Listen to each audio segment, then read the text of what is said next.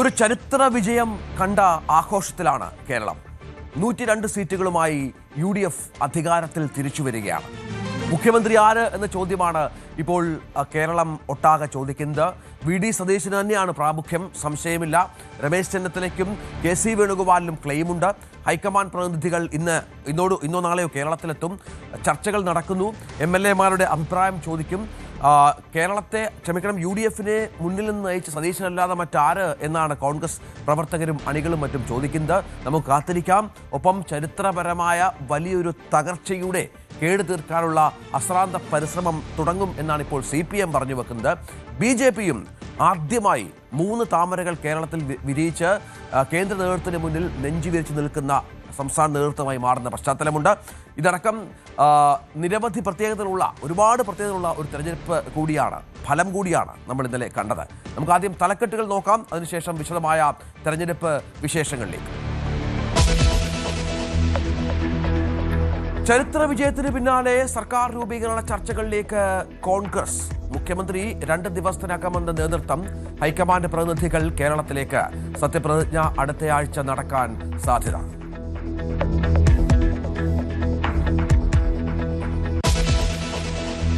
കനത്ത തിരിച്ചടി പരിശോധിക്കാൻ CPM. പാർട്ടി സംസ്ഥാന സെക്രട്ടേറിയറ്റ് നാളെ പാർട്ടിക്കോട്ടകളിലടക്കം ഏറ്റ കനത്ത ആഘാതം വിലയിരുത്തും. പ്രതിപക്ഷ നേതാവിനെ തീരുമാനിക്കുന്നതും ചർച്ചയിലേക്ക്.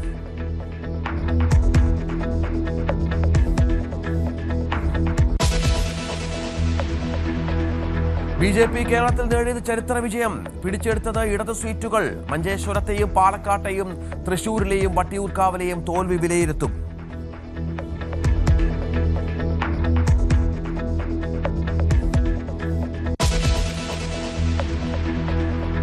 തമിഴ്നാട്ടിൽ മുഖ്യമന്ത്രിയായി അധികാരമേൽക്കാൻ വിജയ്. TVK ഒറ്റയ്ക്ക് നേടിയത് 108 സീറ്റുകൾ. സർക്കാർ രൂപീകരണത്തിന് ചെറു പാർട്ടികളുടെ പിന്തുണ തേടും. ബംഗാളിലും അസമിലും BJP മുഖ്യമന്ത്രിമാർ ഉടൻ.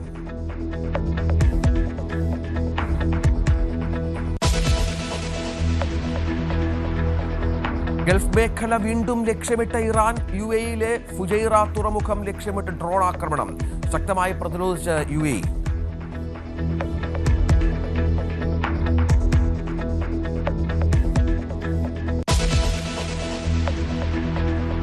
വാർത്തകളുടെ വിശദാംശങ്ങളിലേക്ക്. നിയമസഭാ തെരഞ്ഞെടുപ്പിൽ മൃഗീയ വിജയം നേടിയ UDF-ൽ സർക്കാർ രൂപീകരണത്തിലുള്ള ചർച്ചകൾ തുടങ്ങി.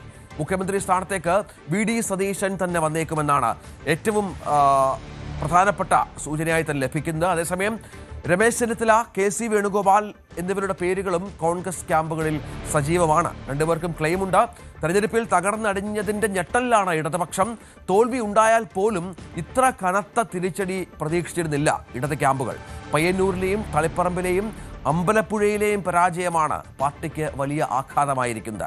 LDF-ലെ 7 ഘടകകക്ഷികൾക്ക് 1 സീറ്റ് പോലും കിട്ടിയില്ല എന്ന പ്രത്യേകത കൂടി ഈ തെരഞ്ഞെടുപ്പിലുണ്ട്. പ്രതിപക്ഷ നേതാവ് ആരാകും എന്നതിനെക്കുറിച്ചും ചർച്ചകൾ ഉയരുന്നുണ്ട്. ഇത് വിശദമായി തന്നെ നമുക്ക് ചർച്ച ചെയ്യണം.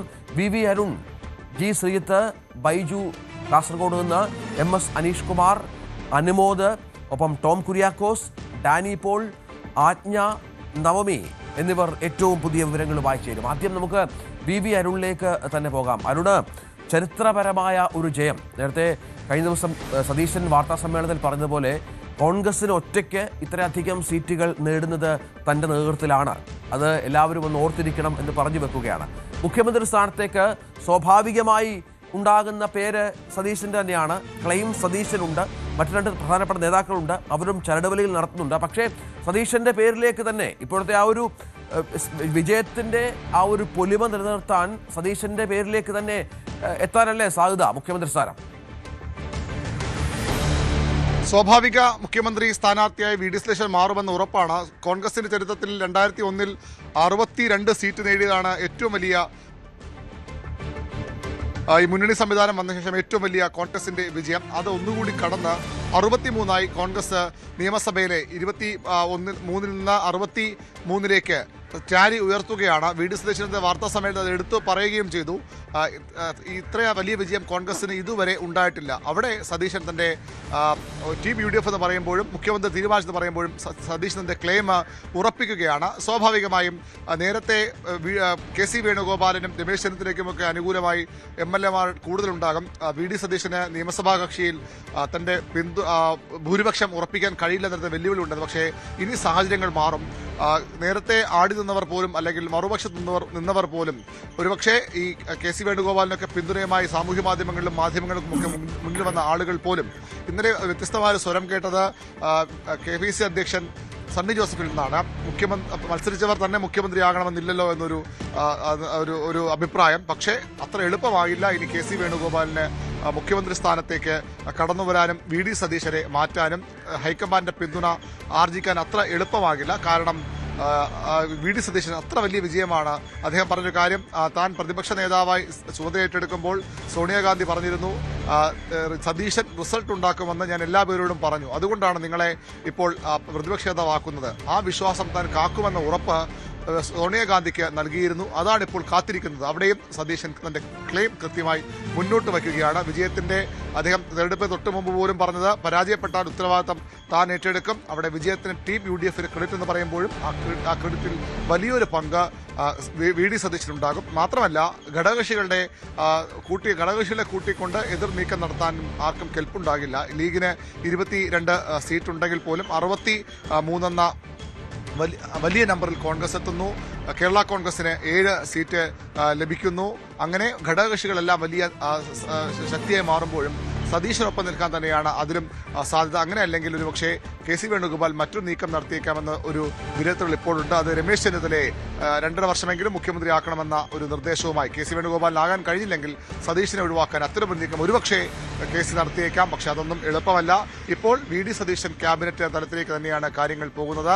അത്തരം ചില ചർച്ചകളും സതീശനും അദ്ദേഹവുമായി ബന്ധപ്പെട്ടവരും തുടങ്ങിക്കഴിഞ്ഞു. വരും ദിവസങ്ങളിൽ അവരുടെ നേതൃയോഗങ്ങളിലേക്കും മറ്റ് നടപടികളിലേക്കും കടക്കും. നിയമസഭാ കക്ഷി യോഗം തന്നെയാകും ഏറ്റവും വലിയ പ്രധാനപ്പെട്ട കാര്യം. കഴിഞ്ഞ തവണ പ്രതിപക്ഷ നേതാവിനെ തീരുമാനിക്കാൻ ചേർന്നപ്പോൾ രമേശ് ചെന്നിത്തലയ്ക്ക് നിയമസഭാ കക്ഷി യോഗത്തിൽ അവസാന നിമിഷം രമേശ് ചെന്നിത്തലയ്ക്ക് ഒപ്പം നിന്നവർ, ഉമ്മൻചാണ്ടിക്കൊപ്പം നിന്നവരൊക്കെ കാലുമാറി കൂറുമാറി KC വേണുഗോപാൽ നിർദ്ദേശപ്രകാരം വി ഡി സതീശന് പിന്തുണ പ്രഖ്യാപിച്ചിരുന്നു. അത്തരം നീക്കങ്ങൾക്ക് ശ്രമം ഉണ്ടാവുമെങ്കിലും MLA-മാരുടെ പിന്തുണയൊക്കെ അനുസരിച്ച് നോക്കിയാൽ ഒരുപക്ഷെ KC വേണുഗോപാലിന്റെ പേര് പറയുന്നവരായിരിക്കും കൂടുതൽ. പക്ഷേ ഹൈക്കമാൻഡിന്റെ പരിഗണന, കോൺഗ്രസിലെ പൊതുവികാരം, സതീശൻ നടത്തിയ 5 വർഷത്തെ പ്രതിപക്ഷ നേതാവ് എന്ന നിലയിലുള്ള പ്രവർത്തനങ്ങൾ, സതീശന്റെ തെരഞ്ഞെടുപ്പ് സ്ട്രാറ്റജികൾ, തന്ത്രങ്ങൾ, ഈ പറഞ്ഞതുപോലെ സമുദായ നേതാക്കളോട് പോലും വിട്ടുവീഴ്ചയില്ലാത്ത നിലപാട്, ഇതൊക്കെ പരിഗണിക്കുമ്പോൾ കേരളീയ സമൂഹത്തിൽ പൊതുവെ ഉയർന്നു വരുന്ന ആവശ്യം സതീശനിൽ തന്നെയാണ്, സംശയമില്ല. അതിനായിരിക്കില്ലേ പ്രാമുഖ്യം ഉണ്ടാവുക MLA-മാരുടെ അഭിപ്രായത്തെക്കാൾ? ഇത്തവണ ആ സാഹചര്യവും വ്യത്യസ്തമാണല്ലോ. കാരണം 100-ലൊക്കെ താഴെ വന്നാൽ ഒരുപക്ഷെ ഒരു ചെറിയ ഭൂരിപക്ഷത്തിൽ മാത്രം ഭരണത്തിലേക്ക് വന്നാൽ സതീശന് അത്ര ക്ലെയിം ഉണ്ടാകുമായിരുന്നില്ല. 100-ന് മുകളിലേക്ക് എത്തിച്ചു എന്നുള്ള ഒരു ഖ്യാതി കൂടി, ഒരു പെരുമ കൂടി ഉള്ളപ്പോൾ അത്തരം ചില വികാരങ്ങളും കൂടി കണക്കിലെടുക്കുമല്ലോ സ്വാഭാവികമായും ഹൈക്കമാൻഡ്.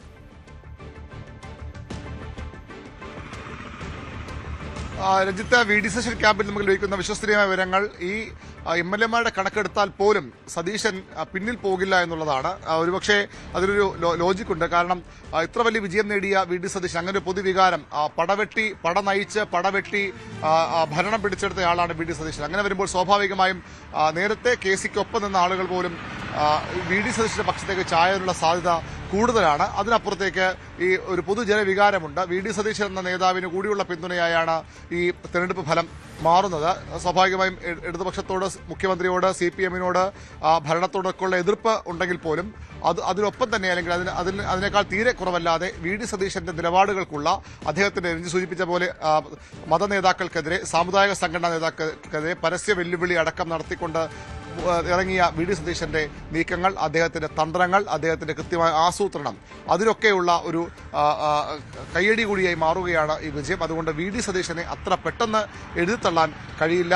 അങ്ങനെ വന്നാൽ ഏതെങ്കിലും നീക്കം രമേശ് ചെന്നിത്തലയുടെ ഭാഗത്തോ അല്ലെങ്കിൽ KC വേണുഗോപാലിന്റെ ഭാഗത്തോ ഉണ്ടായാലും ഒരുപക്ഷെ വി ഡി സതീശൻ കടുത്ത നിലപാടുകളിലേക്ക് പോകുമെന്ന് പ്രതീക്ഷിക്കുന്നവരുണ്ട്. ഇത്ര വലിയ വിജയം നേടിയെടുത്ത താനല്ലാതെ മറ്റാരാണ് മുഖ്യമന്ത്രി എന്ന ചോദ്യമാകും സ്വാഭാവികമായും അവിടെ ഉയർന്നു വരിക. എങ്കിൽ അദ്ദേഹം പൂർണ്ണമായും ഈ രംഗത്ത് ഈ ഭരണത്തിൽ നിന്ന് മാറി നിൽക്കാനുള്ള സാധ്യതയൊക്കെ എതിരാളികളും കാണുന്നുണ്ട്. അത് വളരെ വലിയ തിരിച്ചടി കോൺഗ്രസിന് രാഷ്ട്രീയമായി ഉണ്ടാക്കുമെന്ന ഒരു ആശങ്കയും ഈ എതിർവിഭാഗത്തിനുണ്ട്. അതുകൊണ്ട് തന്നെ സതീശൻ തന്നെ മുഖ്യമന്ത്രിയാകാനാണ് സാധ്യത. അതിനപ്പുറത്തേക്കുള്ള നീക്കങ്ങൾ ഒരുപക്ഷെ ഉണ്ടായേക്കാം. അത് എത്രത്തോളം ഫലത്തിലെത്തും, എത്രത്തോളം വിജയിക്കുമെന്ന കാര്യത്തിൽ ഈ ഘട്ടത്തിൽ സംശയമുണ്ട്. തീർച്ചയായും അതാണ് സാഹചര്യം. ഏതായാലും സതീശന്റെ പേരിലേക്ക് എത്തുമോ കോൺഗ്രസിന്റെ മുഖ്യമന്ത്രി സ്ഥാനം എന്നുള്ളതാണ് കാത്തിരുന്ന് കാണേണ്ടത്. മറ്റൊരു പ്രധാനപ്പെട്ട കാര്യം CPM-ലെ രാഷ്ട്രീയ ചർച്ചകൾ കൂടിയാണല്ലോ. വി അരുൺ, CPM-ൽ നമുക്കറിയാം ചരിത്രത്തിൽ വലിയ ഒരു പരാജയം, കേവലം 26 MLA-മാരിലേക്ക് പാർട്ടി താഴുകയാണ്. വലിയ പരാജയമാണ്, സംശയമില്ല. കണ്ണൂരിലെ വലിയ വലിയ കോട്ടകളിൽ പോലും ഇളകിയ CPM അവരുടെ തട്ടകങ്ങളിൽ പരാജയപ്പെടുന്നു, അവരുടെ കോട്ടകൾ കൈവിടുന്നു. അങ്ങനെ പാർട്ടി എന്ന നിലയിൽ അക്ഷരാർത്ഥത്തിൽ CPM ഇല്ലാതായ പശ്ചാത്തലമുണ്ട്. അതിനെ അതിജീവിക്കുക എന്നത് വലിയൊരു ടാസ്ക്കാണ്. അതിനുള്ള ശ്രമങ്ങൾ ഇപ്പോൾ അല്പം മുമ്പ് ഇത്തരം വിഷയങ്ങൾ പരിശോധിക്കും എന്ന് പാർട്ടിയുടെ ഭാഗത്തുനിന്ന് വിലയിരുത്തലൊക്കെ വന്നിരുന്നു. അത്തരം പരിശോധനകളൊക്കെ ആരംഭിക്കും. സ്വാഭാവികമാണ്. നേരത്തെയും പല തകർച്ചകളിൽ നിന്ന് ഉയർത്തെഴുന്നേറ്റ പാർട്ടി കൂടിയാണ്. ഇനി എന്താണ് ഈ ഒരു തകർച്ച അവരെങ്ങനെയാണ് കാണുന്നത്? പിണറായി എന്ന ഒറ്റ നേതാവിലേക്ക് ഇതിൻ്റെ മൊത്തം പഴിയും ചാരുമോ പാർട്ടി നേതാക്കൾ?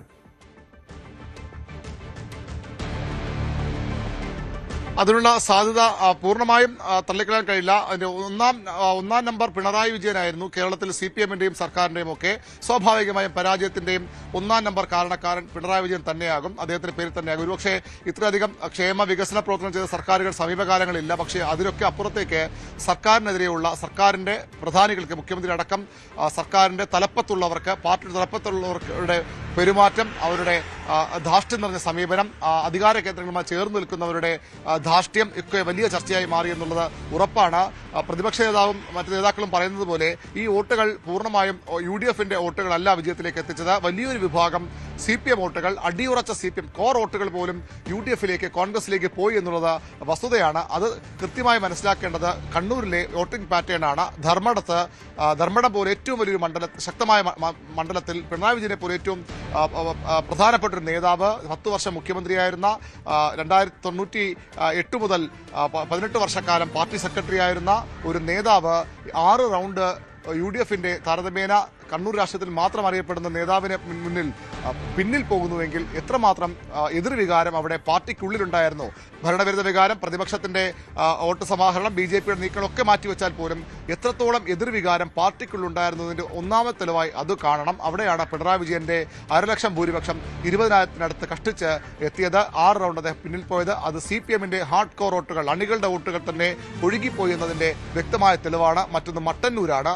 1,00,000-ൽ പരം വോട്ടുകൾക്ക് KK ശൈലജ ജയിച്ച, അതിനു വലിയ വിജയത്തിൽ, വലിയ ഭൂരിപക്ഷത്തിൽ VP ജയരാജനൊക്കെ ജയിച്ച മണ്ഡലം. അവിടെ പല ഘട്ടങ്ങളിലും VK സരോജ എന്ന CPM-ന്റെ സംസ്ഥാന കമ്മിറ്റി അംഗം, DYFI-യുടെ സംസ്ഥാന സെക്രട്ടറി പിന്നിൽ പോയും തിളക്കം കുറഞ്ഞ ഒരു വിജയത്തിലേക്ക് വന്നുവെങ്കിലും അവിടെയും പാർട്ടി വോട്ടുകൾ എവിടെ പോയി? അത് കേവലം അനുഭാവി വോട്ടുകളോ ഇടത് പക്ഷ അഭിമുഖികളുടെ വോട്ടുകളോ മാത്രമല്ല, അവിടെയും CPM-ന്റെ കോർ വോട്ടുകൾ ചോർന്നു പോയിരിക്കുന്നു. പയ്യന്നൂരിൽ 1,00,000-നടുത്ത് ഭൂരിപക്ഷം TI മധുസൂദനൻ കഴിഞ്ഞ തവണ ജയിച്ച മണ്ഡലമാണ്.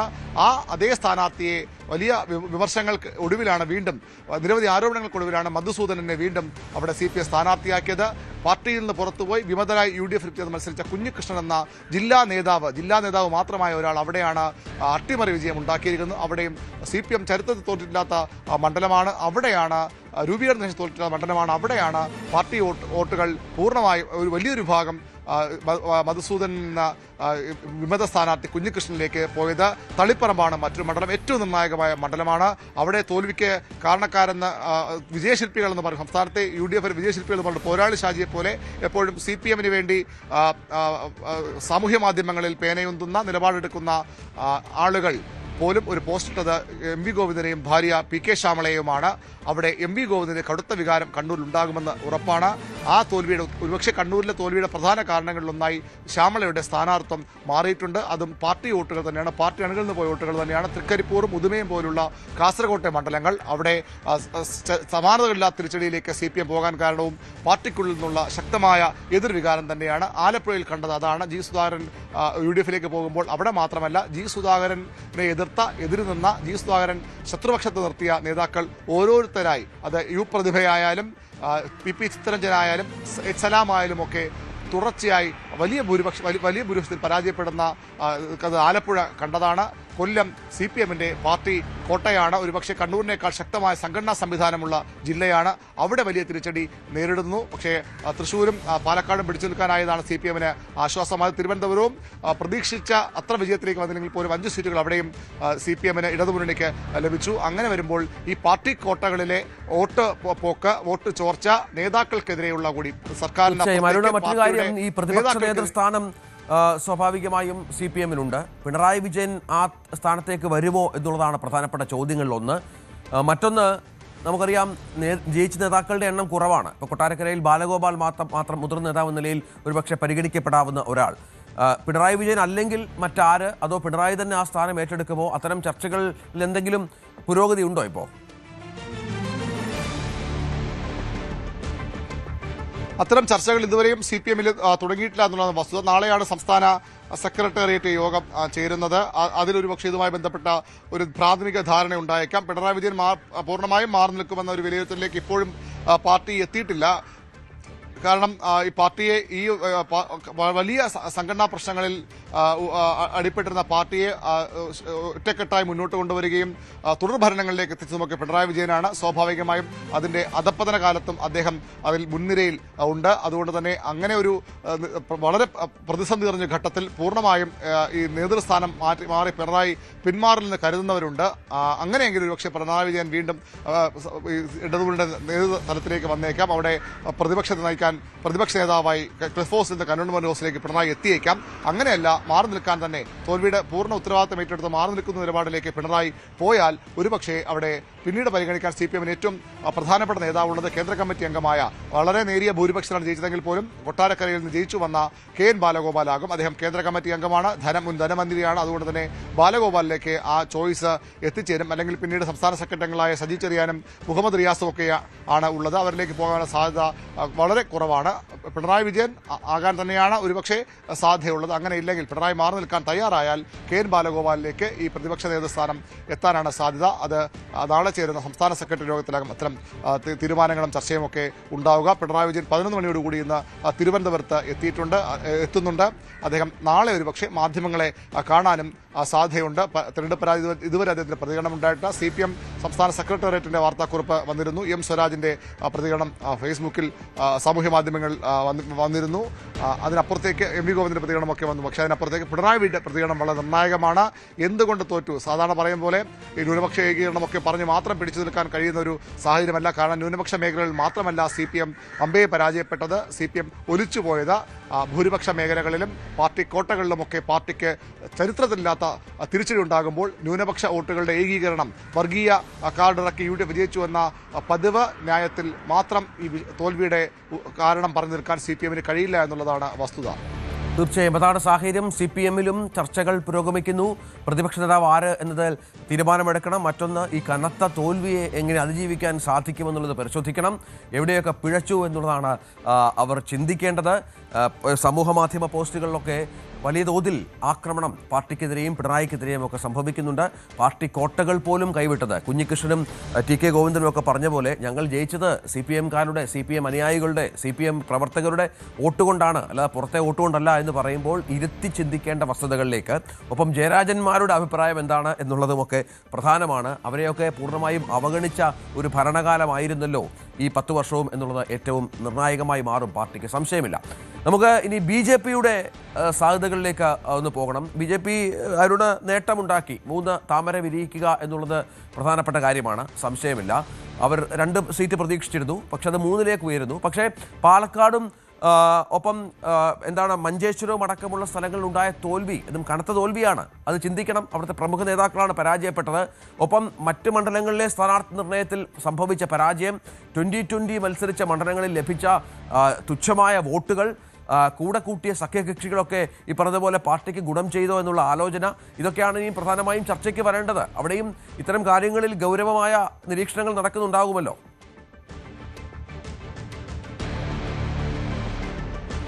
തീർച്ചയായിട്ടും BJP ക്കുണ്ടായത് ചരിത്ര വിജയം തന്നെയാണ്. അതിൽ ഒരു തരത്തിലും തിളക്കം കുറയ്ക്കാവുന്ന ഒരു ചർച്ചകളിലേക്ക് ഇപ്പോൾ ആരും കടക്കുമെന്ന് കരുതുന്നില്ല. പക്ഷേ BJPക്ക് സ്വാഭാവികമായും നേമത്ത് അവർ വിജയം പ്രതീക്ഷിച്ചിരുന്നു, അത് സംഭവിക്കുകയും ചെയ്തു. അതിൻ്റെ കാര്യകാരണങ്ങളിലേക്കൊക്കെ പിന്നീട് ചർച്ചകൾ കടക്കുമായിരിക്കും. പക്ഷേ കഴക്കൂട്ടത്തുണ്ടായത് വലിയ വിജയമാണ്. ചെറിയ വോട്ടിനാണെങ്കിൽ പോലും ഏറ്റവും തിളക്കമാർന്ന വിജയങ്ങളുള്ളതായി കഴക്കൂട്ടം മാറുകയാണ്. അവിടെ CPM-ന്റെ ഉറച്ച ഒരു സീറ്റ് കടകംപള്ളി സുരേന്ദ്രൻ നേതാവിനെ പരാജയപ്പെടുത്തി വി മുരളീധരൻ ജയിച്ച വലിയ നേട്ടം തന്നെയാണ്. ചാത്തന്നൂരിൽ അവിടെ കുറേ വർഷങ്ങളായി കേന്ദ്രീകരിച്ച് പ്രവർത്തിച്ച ഗോപകുമാറിന് ലഭിച്ച വ്യക്തിപരമായ ഒരു BJP-യുടെ രാഷ്ട്രീയ വളർച്ചയ്ക്ക് അപ്പുറത്തേക്കുള്ള വ്യക്തിപരമായ ഒരു വിജയമായി കൂടി അതിനെ കാണാം. പക്ഷേ രഞ്ജിത്ത് സൂചിപ്പിച്ച പോലെ K. സുരേന്ദ്രൻ വിജയിക്കുമെന്ന് ഒരു തവണ വിജയത്തിനടുത്തെത്തി അദ്ദേഹം പരാജയപ്പെട്ടു. ഇത്തവണയും വിജയിക്കും വലിയ പ്രതീക്ഷ വച്ച മണ്ഡലം അവിടെ വലിയൊരു മാർജിനിൽ പരാജയപ്പെടേണ്ടി വന്നു BJP-യുടെ മുൻ സംസ്ഥാന അധ്യക്ഷന്. അത് BJP-യെ ഇരുത്തി ചിന്തിപ്പിക്കാൻ പോകുന്ന ഒന്നാണ്. പാലക്കാട് വലിയ പ്രതീക്ഷ ഉയർത്തിയാണ് ശോഭാ സുരേന്ദ്രൻ അവിടെ എത്തിയത്. പക്ഷേ നിരവധി അനുകൂല സാഹചര്യം ഉണ്ടായിട്ടും അവിടെ വലിയ പരാജയത്തിലേക്ക് BJP പോയി. അതും സ്വാഭാവിക ചർച്ചയായി മാറുമെന്ന ഉറപ്പാണ്. ഇതിനപ്പുറത്തേക്ക് BJP ഈ 2-3 മണ്ഡലങ്ങളിലെ വിജയത്തിനപ്പുറത്തേക്ക് 6 ഇടത്ത് 2ാം സ്ഥാനത്തെത്തിയിരിക്കുന്നു. അത്തരം ചില പോസിറ്റീവ് കാര്യങ്ങൾ കൂടി BJP-ക്കുണ്ട്. പ്രത്യേകിച്ചും തിരുവല്ലയിലെ അനൂപ് ആന്റണിയുടെ മുന്നേറ്റമൊക്കെ അസാധാരണമാണ്. PC ജോർജിനെയും അദ്ദേഹത്തിൻ്റെ മകൻ ഷോൺ ജോർജിനെ കൊണ്ടുവന്നുകൊണ്ട് വലിയ ഗുണമുണ്ടായില്ല എന്ന് BJP ഒരുപക്ഷെ തിരിച്ചറിഞ്ഞേക്കാം. അവർ സഭകളെ പൂർണ്ണമായും വെറുപ്പിച്ചതിനെ BJP-ൽ വലിയ അമർഷമുണ്ട്. ഷോൺ ജോർജിൻ്റെയും PC ജോർജിൻ്റെയും ഒക്കെ ഭാവി പിന്നീട് ചർച്ചയ്ക്ക് വന്നേക്കാം. അങ്ങനെ വരുമ്പോഴും ഈ പ്രതീക്ഷിച്ച അപ്പുറത്തേക്ക് സീറ്റുകൾ നേടുമ്പോഴും ഈ മഞ്ചേശ്വരവും അതുപോലെ തന്നെ പാലക്കാടും ഒക്കെ ഉണ്ടായ തിരിച്ചടി BJP നേതൃത്വം ചർച്ച ചെയ്തേക്കും.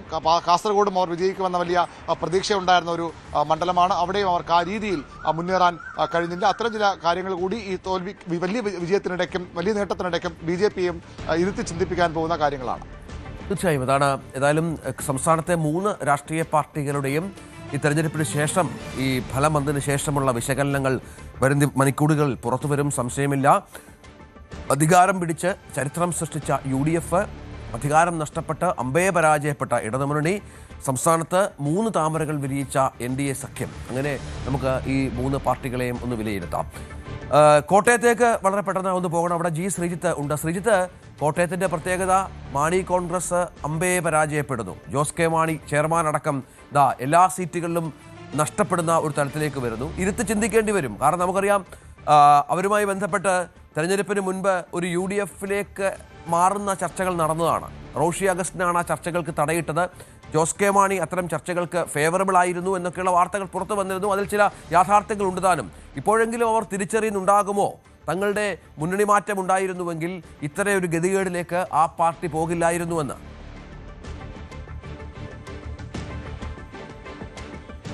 തീർച്ചയായും അങ്ങനെ അഭിപ്രായമുള്ള ഒരുപാട് നേതാക്കൾ ആ പാർട്ടിയിലുണ്ട് എന്ന കാര്യത്തിൽ യാതൊരു സംശയവുമില്ല. പ്രത്യേകിച്ച് അതിന് അനുകൂലമായി നിന്ന ജോസ് കെ മാണിയും ജോബ് മൈക്കിളും ഒപ്പം തന്നെ സെബാസ്റ്റ്യൻ കുളത്തിനെ പോലുള്ള നേതാക്കളൊക്കെയും അന്നത്തെ നീക്കം പരാജയപ്പെട്ടതിൽ അവർക്കുള്ള വലിയ അമർഷം ഇപ്പോൾ ഉണ്ട് എന്ന കാര്യത്തിൽ യാതൊരു സംശയവുമില്ല.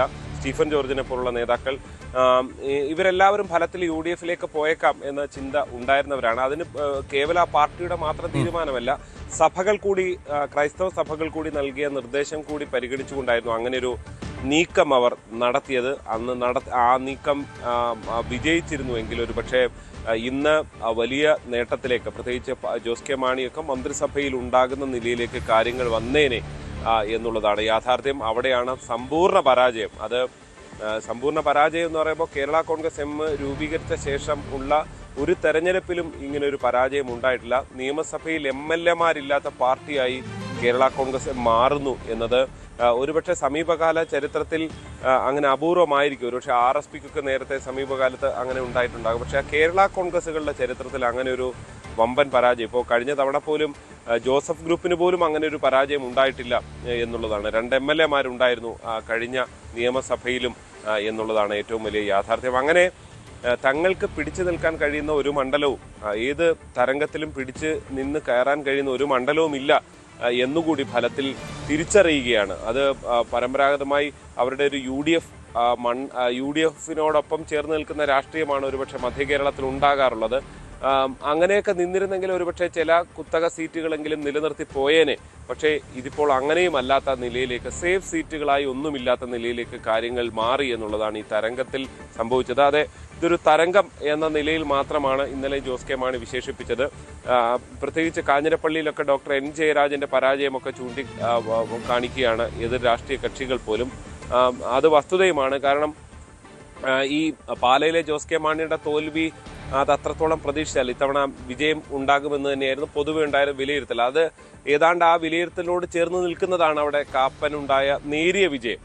അതായത് സംസ്ഥാനത്തൊട്ടാകെ വലിയ വിജയം UDF-നുണ്ടാകുമ്പോൾ ആയിരക്കണക്കിന് വോട്ടുകളുടെ ലീഡ് പറയുമ്പോൾ കേവലം 3000-ൽ താഴെ വോട്ടുകൾക്കാണ് പാലായിൽ കാപ്പൻ ജയിച്ചത് എന്നുള്ളതാണ്. അവിടെ ഷോൺ ജോർജ് എന്ന ഫാക്ടർ വളരെ പ്രധാനമായി വർക്ക് ചെയ്തു എന്ന് തന്നെയാണ്. പ്രത്യേകിച്ച് ഈ സഭകൾക്കെതിരായ പല പ്രസ്താവനകളൊക്കെ ഷോൺ നടത്തുമ്പോൾ പോലും അവിടെ ആ വിഭാഗങ്ങൾക്കിടയിൽ നിന്ന് പോലും വലിയ രീതിയിൽ വോട്ട് വന്നു എന്നുള്ളതാണ് ഷോണിന്റെ ഒരു വിലയിരുത്തൽ. ഷോണ് ഒരു 10,000-ൽ നിന്ന് 35,000-ലേക്ക് എത്തുന്നു എന്ന് പറയുമ്പോൾ അതാണ്. തൊട്ടിപ്പുറത്ത് അതായത് ഈ രഞ്ജിത്ത് ഇതിന്റെ ഒരു വിലയിരുത്തൽ അതാണ്. ഈ താമര ചിഹ്നത്തിൽ അങ്ങനെ വോട്ട് വീഴുമോ എന്നുള്ള കൺഫ്യൂഷനായിരുന്നു. ക്രൈസ്തവരൊക്കെ അങ്ങനെ വോട്ട് ചെയ്യുമോ എന്നുള്ള ഒരു ആശങ്കയായിരുന്നു പൊതുവെ പ്രകടിപ്പിക്കപ്പെട്ടിരുന്നത്. അത് അങ്ങനെ തന്നെ വീണു. ഇപ്പോൾ PC ജോർജിനാണെങ്കിലും 36,000-ൽ പരം വോട്ടുകൾ ലഭിക്കുമ്പോൾ അത് ആ താമര ചിഹ്നത്തിൽ വീണു എന്നുള്ളത് അവരെ സംബന്ധിച്ച് മുന്നോട്ടുള്ള പ്രവർത്തനത്തിന് ഒരു ഊർജം നൽകുന്നത് തന്നെയാണ് എന്നുള്ളതാണ്. അപ്പോൾ ചൂണ്ടിക്കാണിച്ചത് ഈ ഷോണൊക്കെ പാലയിൽ അത്രത്തോളം ഇനിയും നിന്ന് പ്രവർത്തിക്കും എന്ന് പറയുമ്പോൾ മുന്നോട്ടുള്ള പാലയിലെ ഒരു രാഷ്ട്രീയം കൂടി മാറുന്നു എന്നുള്ളതാണ് എടുത്ത് കാണേണ്ടത്. അവിടെ ഒരു പക്ഷേ കാപ്പനെതിരെ അതിശക്തമായി ഷോൺ നിന്ന് പ്രവർത്തിക്കാനുള്ള സാധ്യത നമുക്ക് കാണേണ്ടി വരും. അവിടെയാണ് ജോസ് കെ മാണിയുടെ സാധ്യത പിന്നെയും എന്ത്, അല്ലെങ്കിൽ ആ പാർട്ടിയുടെ സാധ്യത എന്ത് എന്നൊക്കെയുള്ളത് കണ്ടു തന്നെ അറിയേണ്ടത്. പ്രത്യേകിച്ച് ലോക്സഭയിൽ MP-മാരില്ല. ഇപ്പോൾ നിലവിൽ 4 വർഷത്തേക്ക് ജോസ് കെ മാണിക്ക് MP സ്ഥാനം, രാജ്യസഭ MP സ്ഥാനമുണ്ട്. അതുകൊണ്ട് തന്നെ ആ സ്ഥാനം അവിടെ ഉണ്ട്. അങ്ങനെയാണ് ആകെ ഒരു ഈ ജനപ്രാതിനിധ്യ സഭയിൽ ആകെയുള്ള ഒരു അംഗത്വം എന്ന് പറയുന്നത്. അതുകൊണ്ട് തൽക്കാലത്തേക്ക് ആശ്വസിക്കുക എന്നുള്ളതിനപ്പുറത്തേക്ക് മറ്റൊന്നുമില്ല. ഇനി എങ്ങനെ തിരിച്ചു വരും എന്നുള്ളത് അവർ തീർച്ചയായും ആലോചിക്കുന്നുണ്ട്. സ്വാഭാവികമായി ഈ ഒരു തരംഗം അടുത്ത തെരഞ്ഞെടുപ്പിൽ ഉണ്ടാകില്ല എന്നൊക്കെയുള്ള കണക്കുകൂട്ടലുകളാണ് അവിടെ ചൂണ്ടിക്കാണിക്കപ്പെടുന്നത്. പക്ഷെ അവിടെയും ഈ UDF എന്നുള്ള സാധ്യത, UDF എന്നുള്ളതാണ് വലിയ സാധ്യത. പക്ഷെ ഇനി UDF-ലേക്ക് ഈ ഒരു ഘട്ടത്തിൽ വലിയ വിജയം ഉണ്ടായ ഘട്ടത്തിൽ ഇനി സമീപകാലം തൽക്കാലം UDF-ൽ ഇനി ഒരു വേക്കൻസി ഉണ്ടാവില്ല. കാരണം ഒരു തവണ വിളിച്ചപ്പോൾ ചെല്ലാത്ത പാർട്ടി, അതുമായി ബന്ധപ്പെട്ട ഒരുപാട് തർക്കങ്ങളും ആശയക്കുഴപ്പങ്ങളൊക്കെ ഉണ്ടായൊരു പാർട്ടി, കേരള കോൺഗ്രസിൻ്റെ മാണി ഗ്രൂപ്പിൻ്റെ അസ്തിത്വം തന്നെ ഇല്ലാതാകുന്ന പശ്ചാത്തലമാണ്.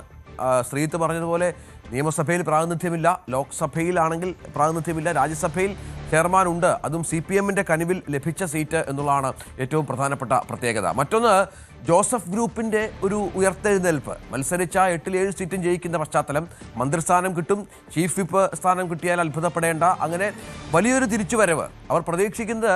കേരള കോൺഗ്രസ് M-ൽ നിന്ന് ഒരു വലിയ വരവ് ജോസഫ് ഗ്രൂപ്പിലേക്ക് ഉണ്ടാകും എന്നുള്ളതാണ്. പക്ഷെ അവരും ഇത്തരത്തിൽ പരിഗണിക്കാനുള്ള സാധ്യതയില്ല ഐതിഹാസിക വിജയം നേടി നിൽക്കുമ്പോൾ. ഈ ജോസഫ് ഗ്രൂപ്പിൻ്റെ ഒരു വരവിനെ, പ്രത്യേകിച്ചും തൊടുപുഴയിലൊക്കെ ജോസഫിൻ്റെ മകനെ നിർത്തി വലിയ ഭൂരിപക്ഷത്തിൽ ജയിക്കുന്ന പശ്ചാത്തലമൊക്കെ ഒരുക്കുന്നതും ഒരു തരംഗത്തിൻ്റെ ഭാഗമായാണ് എന്ന് കരുതാമെങ്കിൽ പോലും ആ പാർട്ടിക്കും ഒരുപാട് ഗുണങ്ങൾ ഉണ്ടാക്കി ഈ തെരഞ്ഞെടുപ്പ്.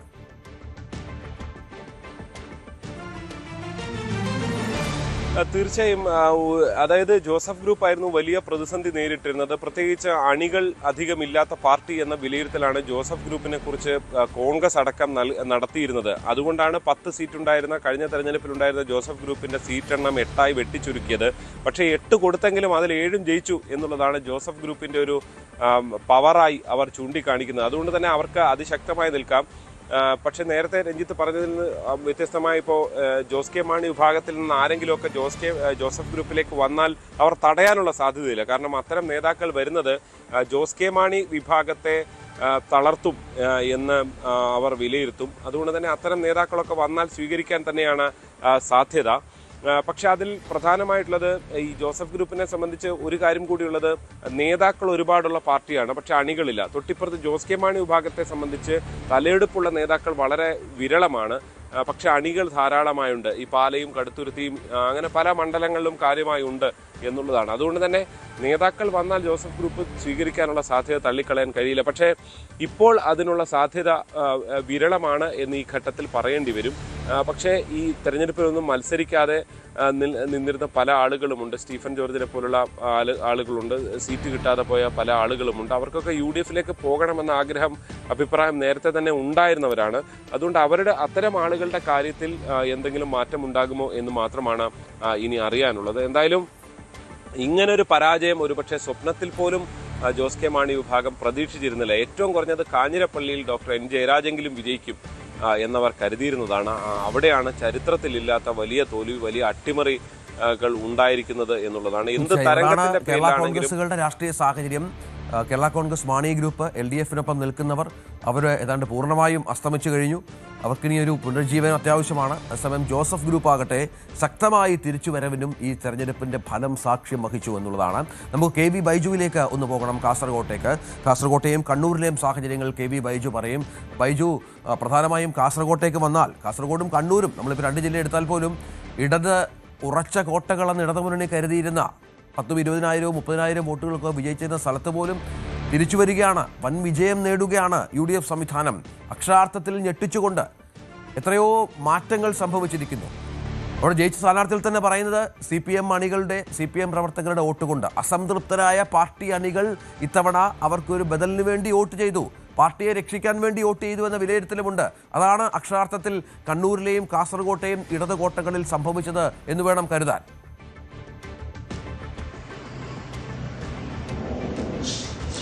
തീർച്ചയായും രഞ്ജിത്തെ, കണ്ണൂരിലും കാസർഗോഡിലും അതുതന്നെയാണ് സംഭവിച്ചത്. പാർട്ടി പരമ്പരാഗത വോട്ടുകൾ അത് ഇത്തവണ UDF-ന് പോയി എന്ന് തന്നെ പറയേണ്ടി വരും. പ്രത്യേകിച്ച് പയ്യന്നൂരിലും തളിപ്പറമ്പിലും നമുക്കറിയാം, മണ്ഡലം രൂപീകൃതമായത് തൊട്ട് ഇടതുമുന്നണി മാത്രം വിജയിച്ചു പോകുന്ന മണ്ഡലമാണ് ഇതെല്ലാം. അതുകൂടാതെ തൃക്കരിപ്പൂർ 6 പതിറ്റാണ്ടായി ഇടതുമുന്നണിയുടെ കയ്യിൽ ഭദ്രമായ മണ്ഡലമാണ് ഈ ഉരുക്കുകോട്ട എന്നൊക്കെ പറയാം. അത്തരത്തിലുള്ള കോട്ടകൾ തകരുന്ന ഒരു കാഴ്ച തന്നെയാണ് നമുക്ക് ഇന്നലെ കാണാൻ സാധിച്ചത്. പയ്യന്നൂരിലും തളിപ്പറമ്പിലും വിമതരായ CPM സ്ഥാനാർത്ഥികൾ വിജയിക്കുന്ന കാഴ്ച.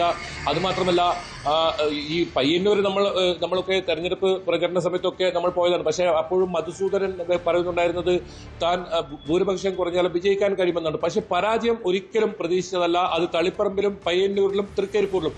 മറ്റൊരു പ്രധാനപ്പെട്ട മണ്ഡലം ധർമ്മടം തന്നെയാണ്.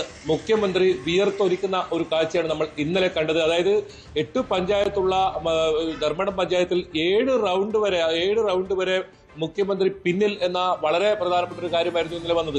അതും മാത്രമല്ല, ഭൂരിപക്ഷം നോക്കിയാൽ ഭൂരിപക്ഷം കുറയുമെന്ന പൊതുവെ വിലയിരുത്തലുണ്ടായിരുന്നു. അബ്ദുൾ റഷീദാണ് അവിടെ സ്ഥാനാർത്ഥി. നമുക്കറിയാം തളിപ്പറമ്പ് കഴിഞ്ഞ തവണ അദ്ദേഹം നേടിയ വോട്ടുകൾ. പക്ഷേ അത് 20,000-ന് താഴേക്ക് എത്തുമെന്ന് ഒരിക്കലും പാർട്ടി കേന്ദ്രങ്ങൾ പ്രതീക്ഷിച്ചിരുന്നില്ല. അത് പകുതി, നേരത്തെ കഴിഞ്ഞ തവണ ലഭിച്ച ഭൂരിപക്ഷത്തിനേക്കാൾ പകുതിയിൽ കുറഞ്ഞു എന്ന് വേണം പറയാൻ. 50,000-ന് മുകളിൽ ഭൂരിപക്ഷം വന്നിടത്ത് 20,000-ന് താഴെ ഭൂരിപക്ഷം മുഖ്യമന്ത്രിക്ക് നേടാനായി. അതുമാത്രമല്ല, ആ ഒരു 12 മണിവരെ വലിയ തോതിൽ മുൾമുനയിലായിരുന്നു പാർട്ടി കേന്ദ്രങ്ങൾ എന്ന് വേണം പറയേണ്ടി വരും. അത്രത്തോളം പിന്നിൽ പോകുന്ന കാഴ്ചയായിരുന്നു തുടക്കത്തിൽ നമ്മൾ കണ്ടിരുന്നത്. എന്തായാലും അവിടെ കഷ്ടി മുഖ്യമന്ത്രിക്ക് വിജയിക്കാനായെങ്കിലും കണ്ണൂരിൽ 9 സീറ്റുകൾ, 11-ൽ 9 സീറ്റുകൾ ഉണ്ടായിരുന്ന കണ്ണൂരിൽ 3 സീറ്റുകൾ നഷ്ടപ്പെട്ടു. 3 സീറ്റുകൾ എന്ന് പറഞ്ഞാൽ അത് നിസ്സാരമല്ല. കണ്ണൂരും പയ്യന്നൂരും തളിപ്പറമ്പ്, ഈ 3 സീറ്റുകൾ ഇടതുമുന്നണിക്ക് നഷ്ടപ്പെടുന്നു. അതോടൊപ്പം UDF-നെ സംബന്ധിച്ചിടത്തോളം നേട്ടം എന്ന് പറയുന്നത് 2 സീറ്റിൽ നിന്നും 5 സീറ്റിലേക്ക് ഉയർത്താൻ കഴിഞ്ഞു എന്ന് തന്നെയാണ്. പേരാവൂരിൽ കടുത്ത മത്സരമായിരുന്നു നടന്നതെന്നാണ് പുറത്തു വന്ന റിപ്പോർട്ടുകളെങ്കിൽ അതൊന്നും അല്ല. ഈസി വാക്ക് ഓവർ എന്ന നിലയിൽ തന്നെ സണ്ണി ജോസഫ് വിജയിക്കുന്ന സാഹചര്യമാണ് ഉണ്ടായത്. അത് KK ശൈലജ അവിടെ പേരാവൂരിലെത്തിയതോടെ ശക്തമായ മത്സരം അവിടെ ഉണ്ടാകുമെന്ന തരത്തിലായിരുന്നു വിലയിരുത്തലുണ്ടായിരുന്നത്. പക്ഷേ വളരെ ആയാസം തന്നെ അവിടെ ജയിക്കാൻ സാധിച്ചു എന്ന് തന്നെയാണ് അത് UDF-നെ സംബന്ധിച്ചിടത്തോളം ആശ്വാസം പകരുന്നത്. TO മോഹനൻ കണ്ണൂരിലേക്ക് വന്നാൽ കടന്നപ്പള്ളി രാമേന്ദ്രൻ എന്ന വൻമരം വീഴുന്ന ഒരു സാഹചര്യം. TO മോഹൻ അവിടെ വിജയിച്ചു വരുന്നു. K സുധാകരന്റെ ഒക്കെ വലിയ പ്രശ്നങ്ങളൊക്കെ ഉയർന്നു വന്ന ഒരു മണ്ഡലമാണ് കണ്ണൂർ. വലിയ ദിവസങ്ങളോളം നമ്മൾ ഉൾപ്പെടെ ചർച്ച ചെയ്തതാണ്. പക്ഷേ അവിടെയും UDF-ന് വിജയം ഉണ്ടായി. നേരത്തെ സൂചിപ്പിച്ചതോടൊപ്പം, അതായത് പരമ്പരാഗത CPM വോട്ടുകൾ UDF-ന് പോയതിന് പുറമെ ക്രിസ്ത്യൻ മുസ്ലിം വോട്ടുകളുടെ ഏകീകരണം ഉണ്ടായിട്ടുണ്ട്. അത് കാസർഗോഡ് ജില്ലയിലായാലും കണ്ണൂർ ജില്ലയിലും ഉണ്ടായിട്ടുണ്ടെന്ന് വേണം വിലയിരുത്താൻ. ഏതായാലും പാർട്ടി സൂക്ഷ്മ പരിശോധന നടത്തുമെന്നാണ് ഇപ്പോൾ പറയുന്നത്. ഗോവിന്ദൻ മാഷ് ഉൾപ്പെടെ ഇന്നലെ പ്രതികരിച്ചത് അങ്ങനെയാണ്.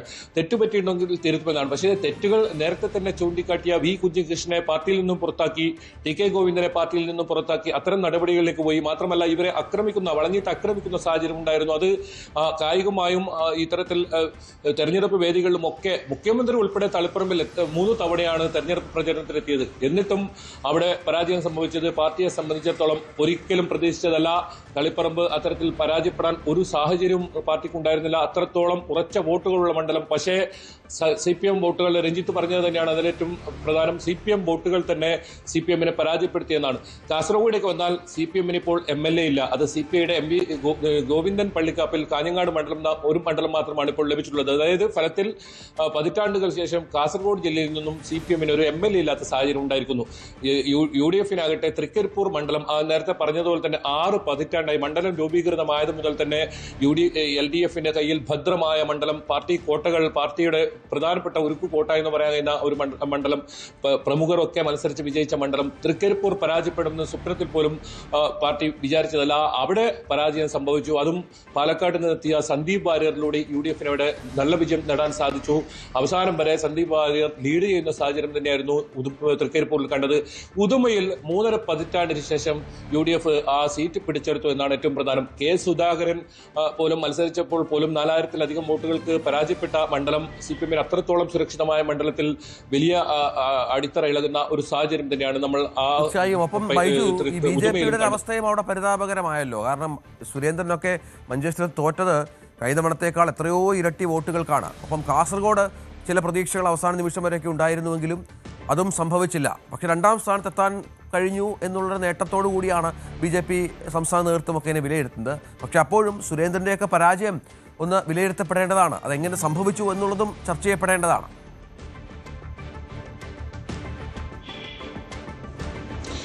തീർച്ചയായും രഞ്ജിത്ത്, ഞാൻ അതിലേക്ക് വരികയായിരുന്നു. NDA സംബന്ധിച്ചിടത്തോളം വലിയ പരാജയം എന്ന് പറയേണ്ടത്. 2ാം സ്ഥാനത്ത് എന്ന് പറഞ്ഞ് ആശ്വസിക്കാൻ ഒരിക്കലും NDAക്ക് സാധിക്കില്ല. കാരണം കാലങ്ങളായി 2ാം സ്ഥാനത്ത് തന്നെയാണ് മഞ്ചേശ്വരത്തും ഈ ഒരു കാസർഗോഡ് മണ്ഡലത്തിലുമുള്ളത്. പക്ഷേ മഞ്ചേശ്വരത്ത് സ്ഥിതി വളരെ ദയനീയമാണ് സുരേന്ദ്രന്റെ. കാരണം 89 വോട്ടുകൾക്കും 745 വോട്ടുകൾക്ക് കഴിഞ്ഞ തവണ പരാജയപ്പെട്ട മണ്ഡലത്തിൽ ഇത്തവണ 20,000-ന് മുകളിൽ ഭൂരിപക്ഷത്തിൽ AKM അഷറഫും കലക്ടർ മായി രാജീവ് വിജയിച്ചു വരുന്ന സാഹചര്യമാണ് നമ്മൾ കണ്ടത്. അത് കൃത്യമായി NDAക്ക് ഒരുപക്ഷെ ഈ സർക്കാരിനെതിരെയുള്ള ഭരണവിരുദ്ധ വികാരം എന്നൊക്കെ പറയുമ്പോഴും മുഖ്യമന്ത്രിക്കെതിരായുള്ള വികാരം എന്നൊക്കെ പറയുമ്പോൾ NDAക്ക് എന്താണ് വടക്കൻ കേരളത്തിൽ സംഭവിച്ചതെന്നത് കൃത്യമായി പരിശോധന നടത്തേണ്ട ഒരു കാര്യം തന്നെയായി മാറുന്നു. അത് സുരേന്ദ്രൻ പറഞ്ഞത് LDF വോട്ടുകൾ ഇത്തവണ UDF-ന് പോയി, മറ്റ് ജാതി മത സംഘടനകൾ വോട്ടുകളും UDF-ന് ലഭിച്ചു എന്നൊക്കെയാണ്. പക്ഷേ അതിലും അപ്പുറം കൃത്യമായി പഠിക്കേണ്ടതുണ്ട്. അത് കാസർഗോഡ് ഒരു പക്ഷേ ശക്തനായ സ്ഥാനാർത്ഥിയെ ഇത്തവണ CPM ഇറക്കുന്ന സാഹചര്യം ഉണ്ടായിരുന്നു. കൂടുതൽ വോട്ടുകളും ഇത്തവണ പിടിക്കുന്ന സാഹചര്യം ഉണ്ടായിരുന്നു. പക്ഷെ എന്നിട്ടും വലിയ പരാജയം കാസർഗോഡും മഞ്ചേശ്വരത്തും. അതായത് ഇനിയൊരു കുത്തക അവകാശപ്പെടാൻ 2ാം സ്ഥാനത്താണെങ്കിലും BJP-യെ സംബന്ധിച്ചിടത്തോളം ഒരു കുത്തക അവകാശപ്പെടാൻ കഴിയാത്ത രീതിയിൽ താഴോട്ട് പോയിരിക്കുന്നു എന്ന് വേണം മഞ്ചേശ്വരത്തും. കാസർഗോട്ടെ BJP-യുടെ സാഹചര്യം. നമുക്കിനി കോഴിക്കോട്ടേക്ക് ഒന്ന് പോകണം. അവിടെ MS അനീഷ് കുമാറുണ്ട്. അനീഷ്, അക്ഷരാർത്ഥത്തിൽ CPM-ന് കൈവിട്ടുപോയ ഒരു മണ്ഡലം. CPI-ക്ക് MLA-മാരില്ല, അങ്ങനെ വേണമെങ്കിൽ പറയാം. കോൺഗ്രസിന്റെ വലിയ തിരിച്ചുവരവ് സംഭവിക്കുന്നു. കോഴിക്കോട്ട് MLA ഇല്ല എന്നുള്ള പേരുദോഷം കോൺഗ്രസ് മാറ്റുന്നു. ലീഗും കോൺഗ്രസും ചേരുമ്പോൾ ഭൂരിഭാഗം മണ്ഡലങ്ങളും തിരിച്ചു പിടിക്കുന്നു. നമുക്ക് ആ തദ്ദേശ തെരഞ്ഞെടുപ്പിൽ ഇതിൻ്റെയൊക്കെ ഒരു ലാഞ്ചന കണ്ടതാണ്. പക്ഷേ ഇപ്പോൾ കോൺഗ്രസ് പോലും UDF പോലും പ്രതീക്ഷിക്കാത്തൊരു വിജയം കോഴിക്കോട് ലഭിക്കുകയാണ് മുന്നണിക്ക്.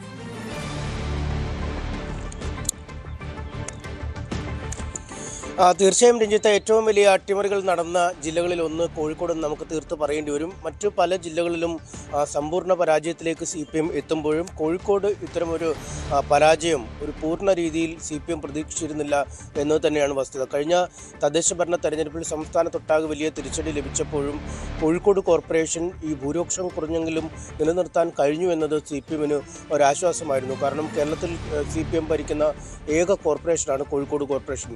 ചരിത്രത്തിലാദ്യമായി ജില്ലാ പഞ്ചായത്ത് നഷ്ടപ്പെടുന്നു. ജില്ലയിലെ ബഹുഭൂരിപക്ഷം തദ്ദേശ ഭരണ സ്ഥാപനങ്ങളും UDF ഭരിക്കുന്നു. കഴിഞ്ഞ ലോക്സഭാ തെരഞ്ഞെടുപ്പിൽ MK രാഘവൻ ലക്ഷങ്ങളുടെ ഭൂരിപക്ഷത്തിന് വിജയിക്കുന്നു. അങ്ങനെ കുറച്ച് നാളുകളായി തന്നെ ഒരു മാറ്റത്തിൻ്റെ കാറ്റ് കോഴിക്കോട് വീശുന്നുണ്ടായിരുന്നു. പക്ഷേ അതിത്ര വലിയ ഒരു കൊടുങ്കാറ്റായി മാറുമെന്ന പ്രതീക്ഷ CPM-ന് ഉണ്ടായിരുന്നില്ല എന്നതാണ് വസ്തുത. 2001-ലാണ് ഇതിനു മുമ്പ് ഏറ്റവും അധികം സീറ്റുകൾ നേടി UDF വിജയിച്ചത്. അന്ന് പോലും 6 സീറ്റുകളാണ് UDF ലഭിച്ചിരുന്നത്. 2 2 കോൺഗ്രസ് MLA-മാരും 4 ലീഗ് MLA-മാരും ആണ് ഉണ്ടായിരുന്നത്. പിന്നീട് ഇങ്ങോട്ട് 2006-ൽ അത് 1 സീറ്റായി കുറഞ്ഞിരുന്നു. കഴിഞ്ഞ തവണ പിന്നീട് സീറ്റ് ഉണ്ടായില്ല. ലീഗിന് മാത്രമാണ് പിന്നീട് MLA-മാരെ നൽകാൻ കോഴിക്കോട് നിന്നും കഴിഞ്ഞത്. അതിനുശേഷമാണ് ഇത്തവണ മത്സരിച്ച എല്ലാ കോൺഗ്രസ് MLA-മാരും ജയിക്കുന്ന ഒരു അവസ്ഥയിലേക്ക് മാറിയത്. അത് ജില്ലാ കോൺഗ്രസ് കമ്മിറ്റിയുടെ അധ്യക്ഷൻ പ്രവീൺ കുമാർ ആവട്ടെ, യൂത്ത് കോൺഗ്രസിൻ്റെ നേതാവായിരുന്ന അഭിജിത്ത് ആവട്ടെ, KSU ജില്ലാ പ്രസിഡന്റായ VT സൂരജ് ആവട്ടെ, അങ്ങനെ മത്സരിച്ച എല്ലാവരും വെന്നിക്കൊടി പാറിക്കുന്ന ഒരവസ്ഥയിലേക്ക് ജില്ലയിൽ കാര്യങ്ങൾ നീങ്ങിയിരിക്കുന്നു. ഒരു മന്ത്രി, മുൻ മന്ത്രി, LDF കൺവീനർ എന്നിവർ പരാജയത്തിൻ്റെ കയ്പ് നീർ കുടിക്കുന്ന കാഴ്ച നമ്മൾ കാണുകയും ചെയ്തു. മലപ്പുറം, കോഴിക്കോട്, വയനാട് ജില്ലകളൊക്കെ പരിശോധിച്ചാൽ ഇവിടെ നിന്നും ഉള്ള ഒരൊറ്റ CPM അല്ലെങ്കിൽ LDF ജനപ്രതിനിധി എന്ന് പറയുന്നത് മുഹമ്മദ് റിയാസ് മാത്രമാണ്.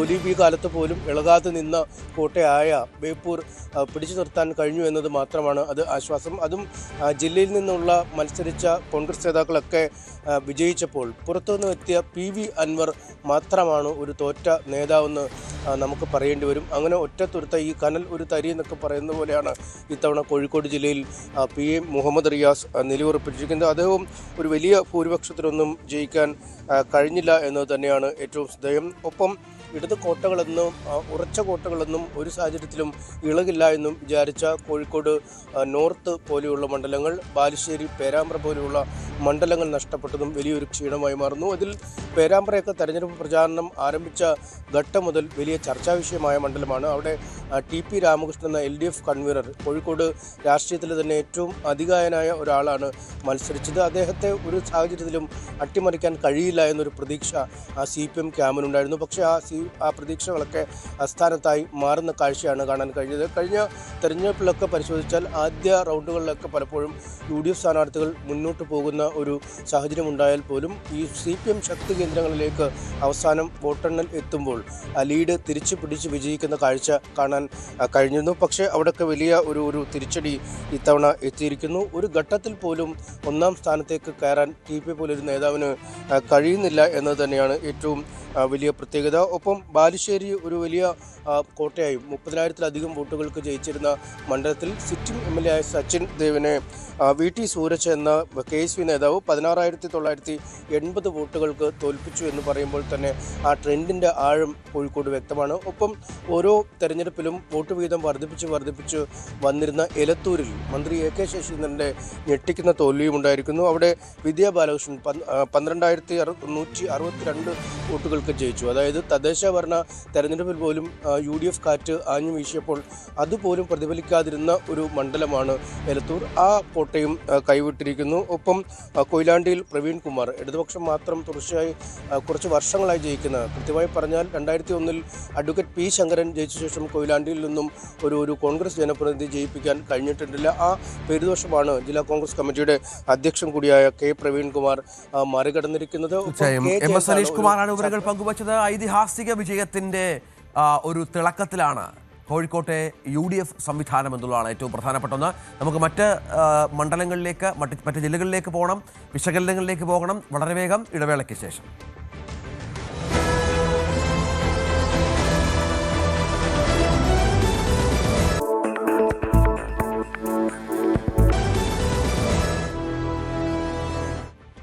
നമുക്ക് മലപ്പുറത്തേക്ക് ഒന്ന് പോകണം.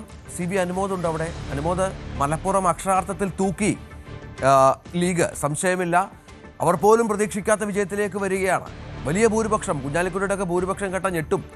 അത്രത്തോളം വലിയ ഭൂരിപക്ഷം, ഒരുപക്ഷെ സംസ്ഥാന ചരിത്രത്തിലെ ഏറ്റവും വലിയ ഭൂരിപക്ഷത്തിലേക്ക് അവരുടെ നേതാവ് തന്നെ വരുമ്പോൾ ലീഗിന് ഇനിയിപ്പോൾ തിരിഞ്ഞു നോക്കാനില്ലല്ലോ.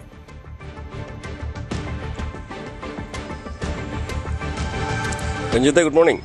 ലീഗിനെ സംബന്ധിച്ച് ഇത്രയും സ്വപ്നതുല്യമായ ഒരു വിജയം അവർ ഒരിക്കലും പ്രതീക്ഷിച്ചില്ല എന്ന് വേണം പറയാം. അങ്ങനെ 22 സ്ഥാനാർത്ഥികൾ ചരിത്രത്തിൽ ആദ്യമായിട്ടാണ് ഇത്രയും വലിയൊരു വിജയം നേടുന്നത്. അവർ വിജയിക്കുന്നു.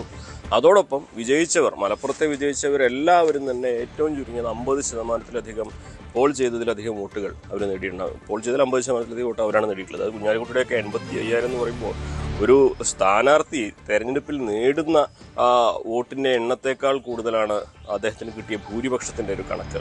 അതുപോലെ തന്നെയാണ് തിരൂരങ്ങാടിയിലെയും കോട്ടക്കലിലെയും ഒക്കെ 60,000-ന് മുകളിലാണ് തിരൂരങ്ങാടിയിലും കോട്ടക്കലുള്ള ഭൂരിപക്ഷം. അതുപോലെ തന്നെ കൊണ്ടോട്ടിയിലും 57,000 വോട്ട്, വള്ളിക്കുന്നിൽ 51,000 വോട്ട്, അങ്ങനെ എല്ലായിടത്തും സമഗ്രമായിട്ടുള്ള ഒരു വിജയമാണ്, തൂത്തുവാരലാണ് ലീഗിൻ്റെയും UDF-ൻ്റെയും ഭാഗത്ത് നിന്ന് ഇവിടെ കണ്ടത്. അതിൽ തന്നെ UDF-ൽ കോൺഗ്രസിനെ സംബന്ധിച്ച് ആദ്യമായിട്ടാണ് അവർ 4 സീറ്റ്, അവർക്കുള്ള ജില്ലയിലുള്ള 4 സീറ്റും ജയിക്കുന്നത്. അത് UDF സംവിധാനത്തിൽ വലിയ ഒരു നേട്ടമായിട്ട് തന്നെ വേണം കാണുവാൻ. പ്രത്യേകിച്ച് പൊന്നാനി പിടിച്ചെടുത്തതും തവനൂർ നേടിയതും അത് കോൺഗ്രസിനെ സംബന്ധിച്ച് വലിയ ആത്മവിശ്വാസം നൽകുന്ന ഒരു കാര്യമാണ്. പ്രത്യേകിച്ച് പൊന്നാനിയൊക്കെ കഴിഞ്ഞ 20 വർഷമായി പാർട്ടി ചിഹ്നത്തിൽ പൊന്നാനിപുരം കോട്ടയായിട്ട് ഇടതുപക്ഷം കൊണ്ടുനടന്ന ഒരു മണ്ഡലമാണ്. അവിടെയൊക്കെ ഇടതുപക്ഷത്തിൻ്റെ വോട്ടിൽ വലിയ കുറവുണ്ടായിട്ടുണ്ട്. 10,000-ഓളം വോട്ടാണ് അവിടെ കഴിഞ്ഞ തവണത്തേക്കാൾ കുറഞ്ഞിട്ടുള്ളത്. അതൊക്കെ പാർട്ടി സ്വാഭാവികമായിട്ടും പഠനവിധേയമാക്കുന്ന ഒന്ന് തന്നെയാണ്. പിന്നെ ഒരു UDF തരംഗമുണ്ടായി എന്ന ഒരു ന്യായത്തിനപ്പുറം അല്ലെങ്കിൽ വിശദീകരണത്തിനപ്പുറം അവിടെ തെറ്റുതിരുത്താനുണ്ടോ എന്നുള്ള കാര്യത്തിൽ സ്വാഭാവികമായിട്ടും പാർട്ടി വിശകലനം ചെയ്യുന്ന സാഹചര്യം തന്നെ ഉണ്ടായിരിക്കും. തവനൂരിൽ അവിടെ VS ജോയിയുടെ വിജയവും 14,000-ഓളം വോട്ടുകൾക്കാണ്. സ്വാഭാവികമായിട്ടും KT ജലീലിനെ അവിടെ ജലീലിൻ്റെ വ്യക്തിപരമായിട്ടുള്ള പ്രശ്നങ്ങളാണോ തോൽവിയിലേക്ക് നയിച്ചത്, ഈ തരംഗത്തിനപ്പുറം എന്ന ചോദ്യവും അവിടെ ഉയരുന്നു എന്നാണ്. കാരണം അദ്ദേഹം കഴിഞ്ഞ തവണ ജയിച്ച് ആദ്യത്തെ 3 വർഷം മണ്ഡലത്തിൽ സജീവമായിരുന്നില്ല. ഇടയ്ക്ക് വിരമിക്കൽ പ്രഖ്യാപനം നടത്തി, ഇനി രാഷ്ട്രീയത്തിലേക്ക് ഇല്ലെന്ന് പറഞ്ഞു. അതൊക്കെ തന്നെ അവിടുത്തെ വോട്ടർമാർ കൃത്യമായിട്ട് വിലയിരുത്തി കാണും. സ്വാഭാവികമായിട്ട് ആദ്യം മത്സരിക്കാനില്ല എന്ന് പറഞ്ഞ് മാറി നിന്നാൾ വീണ്ടും മത്സരിക്കുമ്പോൾ ഉണ്ടാകുന്ന ഒരു അസ്വാരസ്യം അത് ആ പോളിംഗിലും പ്രതിഫലിച്ചിട്ടുണ്ടാകാമെന്ന് തന്നെയാണ് വിലയിരുത്തൽ. എന്നാണെങ്കിലും അവിടെ മറ്റൊരു കാര്യം കൂടി ഉണ്ട്. VS ജോയി വിജയിച്ചത് ഈ ജാതി മത സാമുദായിക വോട്ടുകളൊക്കെ എണ്ണം പറയുന്നൊരു കാലത്ത് ഒരു ക്രിസ്ത്യൻ വോട്ട് പോലും ഇല്ലാത്ത മണ്ഡലത്തിൽ നിന്നാണ് എന്നുള്ളതാണ് പ്രധാനപ്പെട്ട ഒരു കാര്യം. ലീഗ് തന്നെ പറയുന്നത് മുൻപ് തിരൂരങ്ങാടിയിൽ നിന്ന് AK ആന്റണിയെ വിജയിപ്പിച്ചതുപോലെയാണ് ഞങ്ങൾ ഈ ഒരു വിജയത്തെ കാണുന്നത്, തവനൂരിലെ ജോയിയുടെ വിജയത്തെ കാണുന്നത് എന്നുള്ളത്. അങ്ങനെ ഒട്ടേറെ ഈ ഒരു വലിയ ഭൂരിപക്ഷങ്ങൾക്കിടയിലും കോൺഗ്രസ് നേടിയ വിജയങ്ങൾക്ക് വലിയ പ്രാധാന്യമുണ്ട്. പ്രത്യേകിച്ച് അത് LDF-ൻ്റെ ശക്തി കേന്ദ്രങ്ങളായ മണ്ഡലങ്ങളിൽ നിന്നാണ് എന്നുള്ളത്. ലീഗിൻ്റെ മണ്ഡലങ്ങളൊക്കെ കുത്തമണ്ഡലമാണെങ്കിൽ കോൺഗ്രസ് മത്സരിക്കുന്നത് അവർക്ക് അത്ര ശക്തിയില്ല എന്ന് പൊതുവെ വിലയിരുത്തുന്ന ഇടതുപക്ഷത്തിന് ശക്തിയുണ്ടെന്ന് അവകാശപ്പെടുന്ന മണ്ഡലങ്ങളിലാണ്. ആ വിജയം അതുകൊണ്ട് തന്നെ വളരെ തിളക്കമാറുന്നതാണ് എന്ന് വേണം വിലയിരുത്തുവാൻ. ആര്യടൻ ഷൗക്കത്തിൻ്റെ വിജയം മറക്കാൻ കഴിയില്ല. അദ്ദേഹം 55,000 വോട്ടിനാണ് വിജയം. അദ്ദേഹത്തിൻ്റെ സർവ്വകാല റെക്കോർഡാണത്. കോൺഗ്രസിൻ്റെ ഏറ്റവും ഉയർന്ന ഭൂരിപക്ഷത്തിൽ വിജയിച്ച സ്ഥാനാർത്ഥിയുടെ ഒരു സംഖ്യ കൂടിയാണ് ആര്യടൻ ഷൗക്കത്ത് നേടിയത്. ആര്യടൻ മുഹമ്മദിന് പോലും നേടാൻ കഴിയാത്തത്ര വലിയൊരു ഭൂരിപക്ഷം അവിടെ നേടിയിട്ടുണ്ട്. അപ്പോൾ കഴിഞ്ഞ തവണ ഉണ്ടായ സാഹചര്യത്തിനൊക്കെ വ്യത്യസ്തമായിട്ട് അവിടെ ഒരു പടലപ്പിണക്കവുമില്ലാതെ ഒത്തിണക്കത്തോടെ UDF പ്രവർത്തിച്ചു എന്നതിൻ്റെ കൂടി അടയാളമാണ് ആര്യടൻ ഷൗക്കത്ത് നേടിയ വലിയ വിജയം. അതിനൊപ്പം UDF-ൻ്റെ ഒരു തരംഗവും അവിടെ സ്വാഭാവികമായിട്ടും പ്രവർത്തിച്ചിട്ടുണ്ടെന്നും പറയേണ്ടി വരും. AP അനിൽകുമാറിനും മികച്ച ഭൂരിപക്ഷമാണ്, 47,000-ലേക്ക് വെച്ച് മികച്ച ഒരു ഭൂരിപക്ഷം തന്നെയാണ് അവിടെയും കാണാൻ കഴിയുന്നത്. അങ്ങനെ സമഗ്രമായിട്ട് UDF-ൻ്റെ ഒരു വിജയമാണ് മലപ്പുറം. എങ്ങനെയാണോ തദ്ദേശ തെരഞ്ഞെടുപ്പിൽ UDF തൂത്തുവാരിയത് അതിനേക്കാൾ സമഗ്രമായിട്ട് അന്ന് 3 പഞ്ചായത്തെങ്കിലും LDF-ന് അവകാശപ്പെടാൻ ഒന്നും അവകാശപ്പെടാനില്ലാത്ത അവസ്ഥയിൽ വട്ടപൂജ്യത്തിലേക്ക് LDF മലപ്പുറം ജില്ലയിൽ മാറി എന്നുള്ളതാണ് വസ്തുത. അതുകൊണ്ട് തന്നെ LDF-നെ സംബന്ധിച്ച് ഒട്ടേറെ കാര്യങ്ങൾ അവർക്ക് വിശകലനം ചെയ്യേണ്ടതായിട്ടുണ്ടാവും. വോട്ട് പോയത് ഏത് വഴിയെന്ന് നോക്കേണ്ടതായിട്ടുണ്ടാവും. സ്വാഭാവികമായിട്ടും അവർ പ്രതീക്ഷിച്ച ഇടങ്ങളിൽ തോൽക്കുന്നതിനപ്പുറം പ്രതീക്ഷിച്ച വോട്ട് പോലും നേടാൻ കഴിഞ്ഞില്ല എന്നുള്ളതാകും LDF-നെ സംബന്ധിച്ച് ആശങ്കയുണ്ടാക്കുക. പ്രത്യേകിച്ച് പെരിന്തൽമണ്ണയും മങ്കടയിലൊക്കെ അവിടെ നിന്ന് ഇത്ര വോട്ടല്ല LDF പ്രതീക്ഷിച്ചത്. തോൽക്കുകയാണെങ്കിൽ തന്നെ 3,000-നും 5,000-നും വോട്ട് എന്നൊക്കെയായിരുന്നു അവർ കണക്കുക. അതിനൊക്കെ അപ്പുറത്തേക്ക്, അതിൻ്റെയൊക്കെ 10 ഇരട്ടി അപ്പുറത്തേക്കാണ് ലീഗിൻ്റെ ഭൂരിപക്ഷം പോയത്. സ്വാഭാവികമായിട്ട് LDF-നെ സംബന്ധിച്ച് തോൽവിയേക്കാൾ കൂടുതൽ വോട്ട് എങ്ങനെ കുറഞ്ഞു എന്നുള്ളതാകും അവരെ ആശങ്കപ്പെടുത്തുക. UDF-നാണെങ്കിൽ ഇനി അടുത്ത ഘട്ടത്തിലേക്ക് കടക്കേണ്ട സമയമാണ്. സ്വാഭാവികമായിട്ട് ആരൊക്കെ മന്ത്രിയാകും എന്നുള്ള ചർച്ചകളിലേക്ക് ഈ കോൺഗ്രസിൻ്റെ കൂടി 2 മികച്ച വിജയം നേടിയവരുണ്ട്. മുതിർന്ന നേതാക്കൾ DP അനിൽകുമാറും ആര്യടൻ ഷൗക്കത്തും. അവരും ഈ ഒരു ക്യാബിനറ്റ് പദവിയിലേക്ക് വരുമോ എന്നുള്ള ചോദ്യമൊക്കെ ഉയരുന്നുണ്ട്. സ്വാഭാവികമായിട്ടും ഇനിയുള്ളത് LDF-നെ കുറയ്ക്കലിൻ്റെയും കണക്കുകൂട്ടലിൻ്റെയും വിലയിരുത്തലിൻ്റെയും ഒക്കെ നിരങ്ങളാണെങ്കിൽ UDF-നെ സംബന്ധിച്ച് അടുത്ത ഘട്ടം ആലോചനകളുടെ സമയമാണ്. രഞ്ജിത്ത്, തീർച്ചയായും മലപ്പുറത്ത് ഐതിഹാസിക വിജയത്തിൽ UDF നേരത്തെ അനുമോദ് പറഞ്ഞ പോലെ 50% വോട്ടുകൾക്ക് മുകളിൽ നേടി മിക്ക UDF സ്ഥാനാർത്ഥികളും എന്നുള്ളത് ഏറ്റവും പ്രധാനപ്പെട്ട ഒന്നായി മാറുന്നു. കുഞ്ഞാലിക്കുരുട്ടൊക്കെ ഭൂരിപക്ഷം 80,000 കടക്കുന്നു എന്ന് പറയുമ്പോൾ അക്ഷരാർത്ഥത്തിൽ സംസ്ഥാനമൊട്ടാകെ ആഞ്ഞടിച്ച ഒരു UDF അനുകൂല സുനാമി ഏറ്റവും കൂടുതൽ ഫലപ്രദമായി നടപ്പിലായത് ഈ പറഞ്ഞതുപോലെ മലപ്പുറം ജില്ലയിലാണ് എന്നത് വ്യക്തമാണ്. ഇനിയിപ്പോൾ ധൈര്യത്തോടുകൂടി ലീഗിന് കൂടുതൽ ക്ലെയിമുകൾ UDF സർക്കാരിൽ ചോദിക്കാം. അതിനുള്ള അവസരം മലപ്പുറം ഒരുക്കി കൊടുത്തിരിക്കുന്നു. നമുക്ക് തിരിച്ചു വരാം മറ്റ് ജില്ലകളിലേക്ക് ഇടവേളയ്ക്ക് ശേഷം.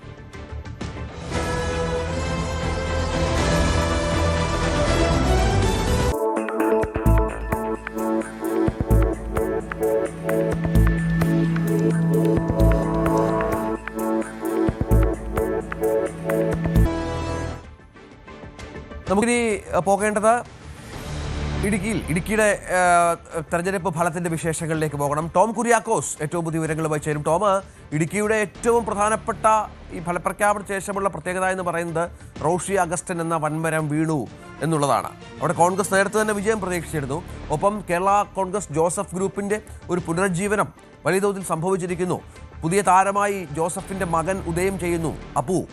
അതും പ്രധാനമാണ്. ഇടുക്കിയുടെ തെരഞ്ഞെടുപ്പ് ശേഷമുള്ള കാലാവസ്ഥ എങ്ങനെ കാണണം? CPM കോട്ടകളിൽ പോലും കടന്നു കയറി വലിയ വിജയം നേടാൻ സാധിച്ചല്ലോ കോൺഗ്രസിന്.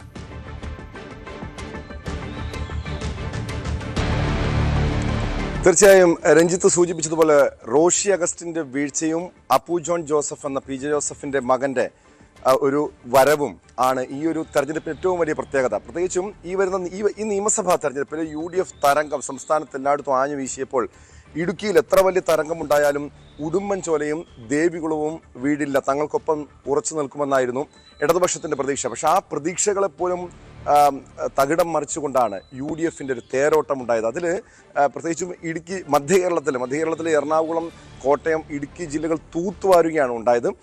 അതിലേറ്റവും വലിയ വിജയം എന്ന് പറയുന്നത് തൊടുപുഴയിൽ തന്നെയാണ്. തൊടുപുഴയിൽ 44,000-ലധികം വോട്ടിന്റെ ഭൂരിപക്ഷത്തിലാണ് അപ്പു ജോൺ ജോസഫിന്റെ വിജയം.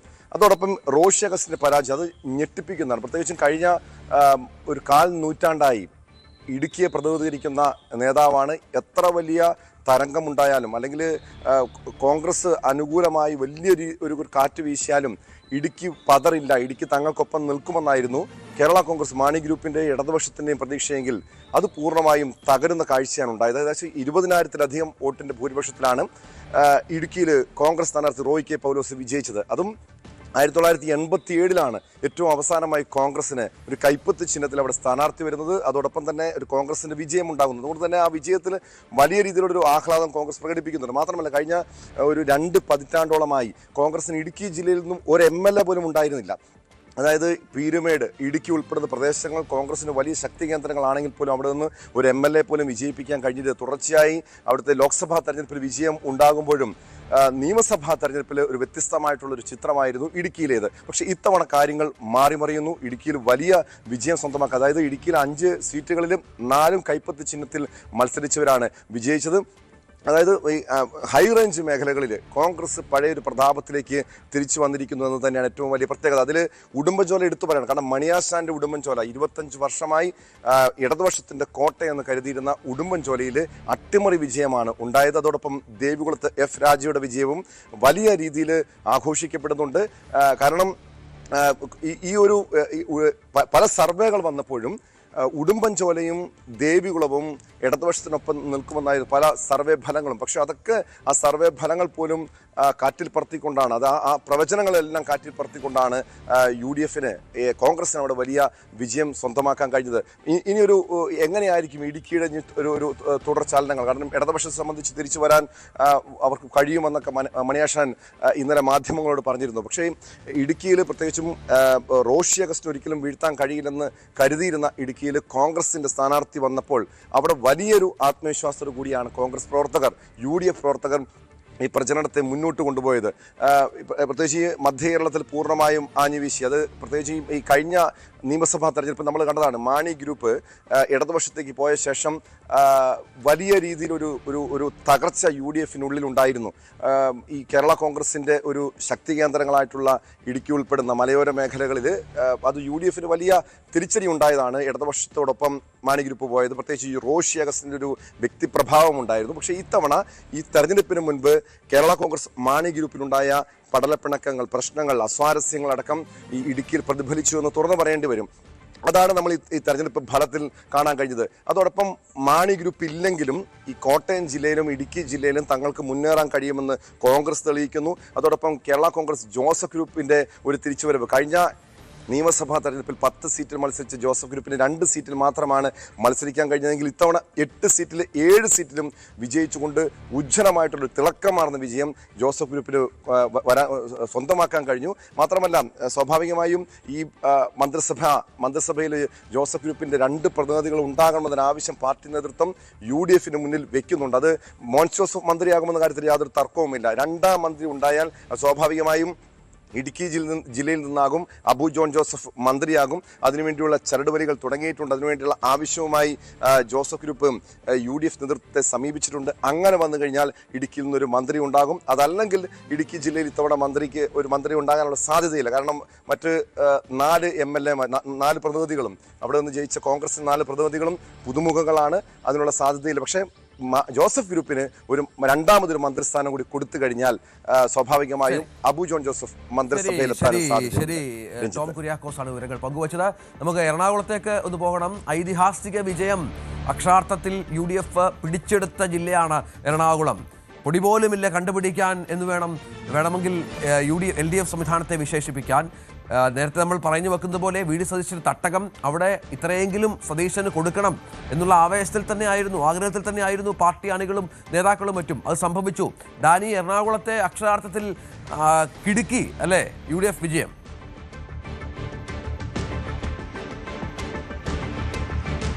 രഞ്ജിത്ത്, ഒരു സംശയവുമില്ല അക്കാര്യത്തിൽ. കാരണം എറണാകുളം ജില്ലയിൽ ക്ലീൻ സ്വീപ്പ് ആയിരിക്കുമെന്ന് ഏറ്റവും ആദ്യം പറഞ്ഞതും അത് ഏറ്റവും ഉച്ചത്തിൽ പറഞ്ഞതും VD സതീശൻ തന്നെയായിരുന്നു. കാരണം അദ്ദേഹം മണ്ഡലത്തിൽ നിറഞ്ഞു നിന്ന് ഒരുപക്ഷെ അദ്ദേഹം ഏറ്റവും കുറച്ചുപോയ മണ്ഡലങ്ങളിൽ ഒന്ന് എന്നത് പറയുന്നത് അദ്ദേഹത്തിന്റെ സ്വന്തം മണ്ഡലമായ പറവൂരായിരിക്കാം. മറ്റിടങ്ങളിലെല്ലാം അദ്ദേഹം ഓടി നടന്ന് പ്രയത്നിക്കുകയായിരുന്നു. കേരളത്തിൽ പലയിടങ്ങളിലും അദ്ദേഹം പ്രത്യക്ഷപ്പെട്ട പോലെ ഈ എറണാകുളം ജില്ലയിൽ മുഴുവൻ നിറഞ്ഞു നിന്ന് അദ്ദേഹം പ്രചാരണത്തിൽ ഏർപ്പെടുമ്പോൾ പറഞ്ഞിരുന്നൊരു കാര്യം 14 സീറ്റും ഇവിടെ നിന്ന് നേടുമെന്ന് പറയുമ്പോൾ പലരും നെറ്റിച്ചുളിച്ചിരുന്നുവെങ്കിൽ കൂടിയും ഇത് തെരഞ്ഞെടുപ്പിന്റെ ഒരു കൌണ്ടിംഗ് കാര്യങ്ങളിലേക്കെല്ലാം വന്നപ്പോൾ അത് അടിവരയിടുന്ന രീതിയിലേക്ക് അത് പോവുകയാണ് ഉണ്ടായത്. കാരണം ഉറച്ച സീറ്റുകൾ പോലും നഷ്ടപ്പെടുന്ന ഒരു കാഴ്ചയുണ്ടായിരുന്നു. തൃപ്പൂണിത്തുറ വളരെ പ്രതീക്ഷിച്ചിരുന്ന ഒരിടമായിരുന്നു. അതോടൊപ്പം തന്നെ കളമശ്ശേരി ഏറ്റവും വലിയ അട്ടിമറി നടന്നത് മന്ത്രി P രാജീവ് പരാജയപ്പെട്ടതാണ്. അത് ചെറിയ വോട്ടിനല്ല, 16,000-ൽ പരം വോട്ടുകൾക്ക് അദ്ദേഹം പരാജയപ്പെടുകയും ചെയ്തു. ഈ മറ്റിടങ്ങളിലേക്ക് പോവുകയാണ്. പലരും തന്നെ ഉയർന്ന വിജയമാണ് നേടിയത്. മനോജ് മൂത്തേട്ടനെ പെരുമ്പാവൂർ കൊണ്ടുവരുമ്പോൾ അത് ഒരു വിവാദത്തിലേക്ക് അടക്കം അവസാന നിമിഷം വരെയും അസ്വാരസ്യങ്ങൾ നിറഞ്ഞു നിന്നിരുന്ന ഒരിടമായിരുന്നു പെരുമ്പാവൂർ എന്ന് പറയുന്നത്.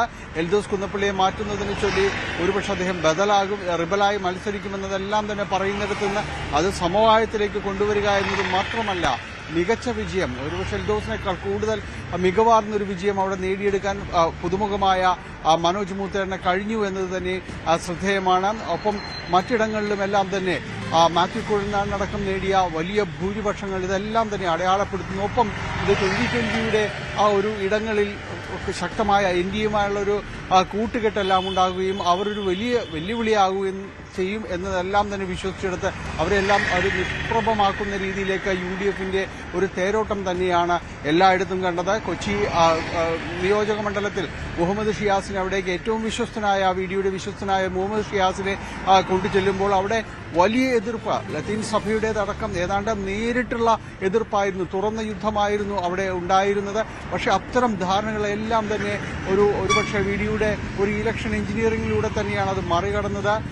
6,000-ലധികം വോട്ടുകൾക്ക് അവിടെ മുഹമ്മദ് ഷിയാസ് വിജയിച്ചു കയറുമ്പോൾ അതേ തന്ത്രം തന്നെയായിരുന്നു വൈപ്പിനിൽ പയറ്റിയത്.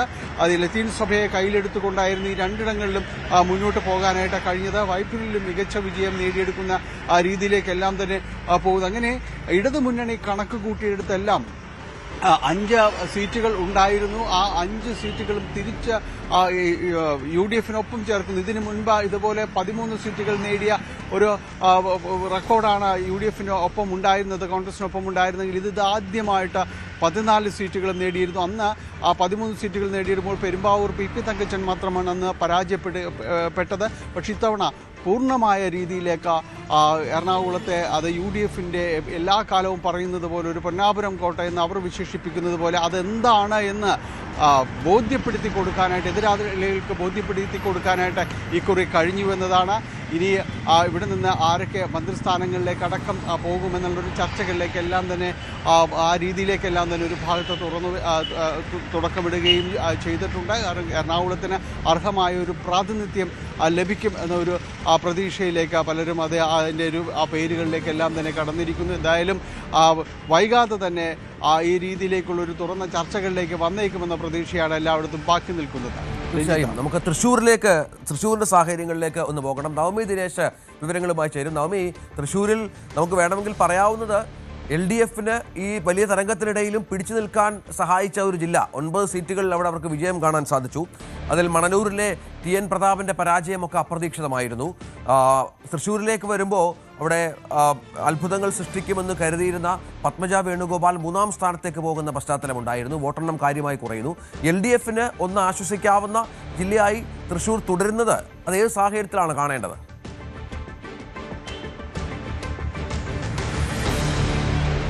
രഞ്ജിത്ത്, എന്തായാലും വലിയ ആത്മവിശ്വാസത്തിലായിരുന്നു പത്മജ വേണുഗോപാൽ പ്രചാരണത്തിലുടനീളം തൃശ്ശൂരിലെത്തിയത്. പക്ഷേ വലിയൊരു തിരിച്ചടി, അവിടെ 3ാം സ്ഥാനത്ത് പോയി എന്ന് പറയുമ്പോൾ തൃശ്ശൂർക്കാരെ സംബന്ധിച്ച് വലിയ തിരിച്ചടി തന്നെയാണ്, BJPയെ സംബന്ധിച്ച് വലിയ തിരിച്ചടി തന്നെയാണ് സംഭവിച്ചിരിക്കുന്നത്. പ്രത്യേകിച്ച് സുരേഷ് ഗോപി MP ജയിച്ചു കയറിയ മണ്ഡലം എന്നുള്ള ഒരു സാഹചര്യത്തിൽ കൂടി നിൽക്കുമ്പോൾ പത്മജ വേണുഗോപാലിന്റെ തോൽവിയെ BJP വലിയ രീതിയിലുള്ള ഒരു തിരിച്ചടിയായി തന്നെയാണ് കണക്കാക്കപ്പെടുന്നത്. മറ്റൊന്ന്, നേരത്തെ രഞ്ജിത്ത് പറഞ്ഞതുപോലെ തന്നെ TN പ്രതാപന്റെ കാര്യമാണ്. TN പ്രതാപൻ അവസാന നിമിഷം വരെ വലിയ ആത്മവിശ്വാസത്തിലായിരുന്നു, MLA ആകുമെന്ന ഉറച്ച വിശ്വാസത്തിലായിരുന്നു.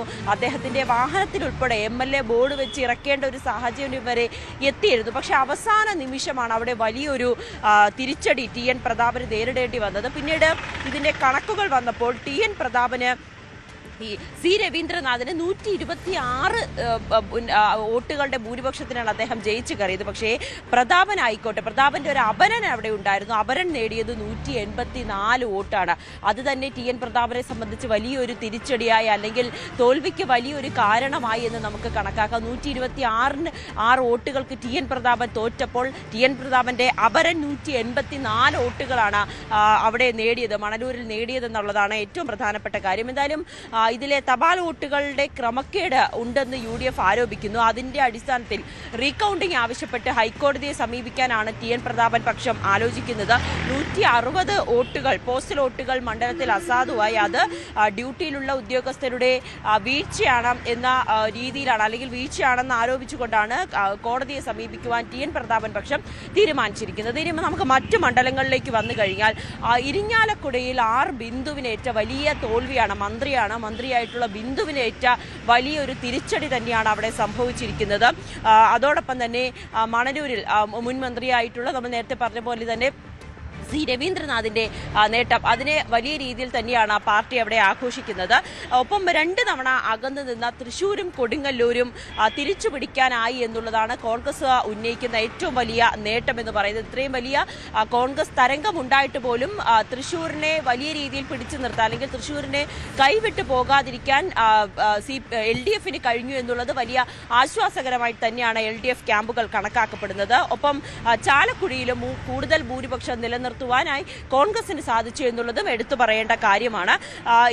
നമ്മൾ നേരത്തെ സൂചിപ്പിച്ചതുപോലെ തന്നെ മന്ത്രി രാജന്റെ ഒല്ലൂരിലെ പ്രകടനവും മികച്ച രീതിയിൽ തന്നെയാണ് കണക്കാക്കപ്പെടുന്നത്. ഇതിപ്പോൾ അദ്ദേഹം 3ാമത്തെ തവണയാണ് അവിടെ നിന്ന് ജയിച്ചു കയറുന്നത്. തുടർച്ചയായി 3ാമത്തെ തവണ ഒല്ലൂരിൽ നിന്നും വിജയിക്കുന്ന ആദ്യത്തെ നേതാവ് കൂടിയാണ് മുൻ മന്ത്രിയായിട്ടുള്ള K രാജനെ വിലയിരുത്തപ്പെടുന്നത്. എന്തായാലും അദ്ദേഹവും ഇതിൽ പ്രതികരിക്കുമ്പോഴും വലിയ ആത്മവിശ്വാസത്തിൽ തന്നെയാണ്. കാരണം പാർട്ടിക്കേറ്റ തിരിച്ചടി അതിനെ വലിയ രീതിയിൽ അംഗീകരിക്കുന്നുണ്ട്. അല്ലെങ്കിൽ അവിടെ എന്തുകൊണ്ടാണ് ഇത്രയും വലിയ തോൽവി കേരളത്തിൽ ഉണ്ടായതെന്ന് പഠിക്കും, അല്ലെങ്കിൽ അതുമായി ബന്ധപ്പെട്ട ചർച്ചകൾ ഉണ്ടാകുമെന്ന് അദ്ദേഹം പറയുമ്പോൾ പോലും സ്വന്തം മണ്ഡലത്തിൽ വിജയിച്ച് കയറിയതിന്റെ സന്തോഷം കൂടി അദ്ദേഹം പ്രകടിപ്പിക്കുന്നുണ്ട്. എന്തായാലും തൃശ്ശൂർ ജില്ലയിൽ ഈ കഴിഞ്ഞ തവണ ഒരു മണ്ഡലമാണ് കൈവിട്ടു പോയതെങ്കിൽ ഇത്തവണ 3 മണ്ഡലങ്ങൾ കൈവിട്ടു പോയി LDFന്. പക്ഷേ എങ്കിൽ പോലും ഇത്രയും വലിയ തരംഗമുണ്ടായിട്ടും ഒന്നാടിയെങ്കിലും ഉലഞ്ഞിട്ടില്ല എന്നൊരു ആത്മവിശ്വാസം തന്നെയാണ് LDF ക്യാമ്പുകളിൽ നിന്നും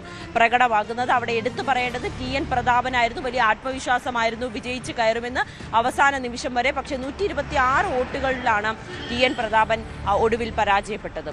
ശരി നവമി, നമുക്കിനിയും പാലക്കാട് ജില്ലയിലേക്ക് ഒന്ന് പോകണം. ആജ്ഞ രവീന്ദ്രൻ വിവരങ്ങൾ പങ്കുവെക്കും. ആജ്ഞ, പാലക്കാട്ട് LDFന് ഒന്ന് പിടിച്ചു നിൽക്കാൻ, തൃശ്ശൂർ പോലെ തന്നെ ഒന്ന് പിടിച്ചു നിൽക്കാൻ സഹായിച്ച ജില്ലയാണ് പാലക്കാട് എന്ന് വേണമെങ്കിൽ പറയാം.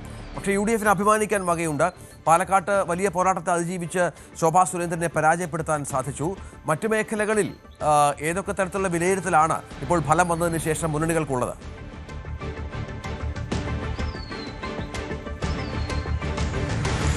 രഞ്ജിത്ത് 12 മണ്ഡലങ്ങൾ, നേരത്തെ 10 മണ്ഡലങ്ങളായിരുന്നു LDFിന്റെ കയ്യിലുണ്ടായിരുന്നത്, 2 മണ്ഡലങ്ങളായിരുന്നു UDFിന്റെ കയ്യിലുണ്ടായിരുന്നത്. അതേസമയം ഇപ്പോൾ 5 മണ്ഡലങ്ങൾ UDF കൈവശം വയ്ക്കുന്നു. അതുപോലെ തന്നെ 7 മണ്ഡലങ്ങളാണ് LDFിന്റെ കയ്യിലുള്ളത്. 3 മണ്ഡലങ്ങൾ UDF LDFിന്റെ കയ്യിൽ നിന്നും തിരിച്ചു പിടിക്കുകയാണ് ഉണ്ടായത്. പ്രധാനമായിട്ടും തൃത്താല, കോങ്ങാട്, ചിറ്റൂര് ഈ 3 മണ്ഡലങ്ങളാണ് തിരിച്ചു പിടിച്ചിട്ടുള്ളത്.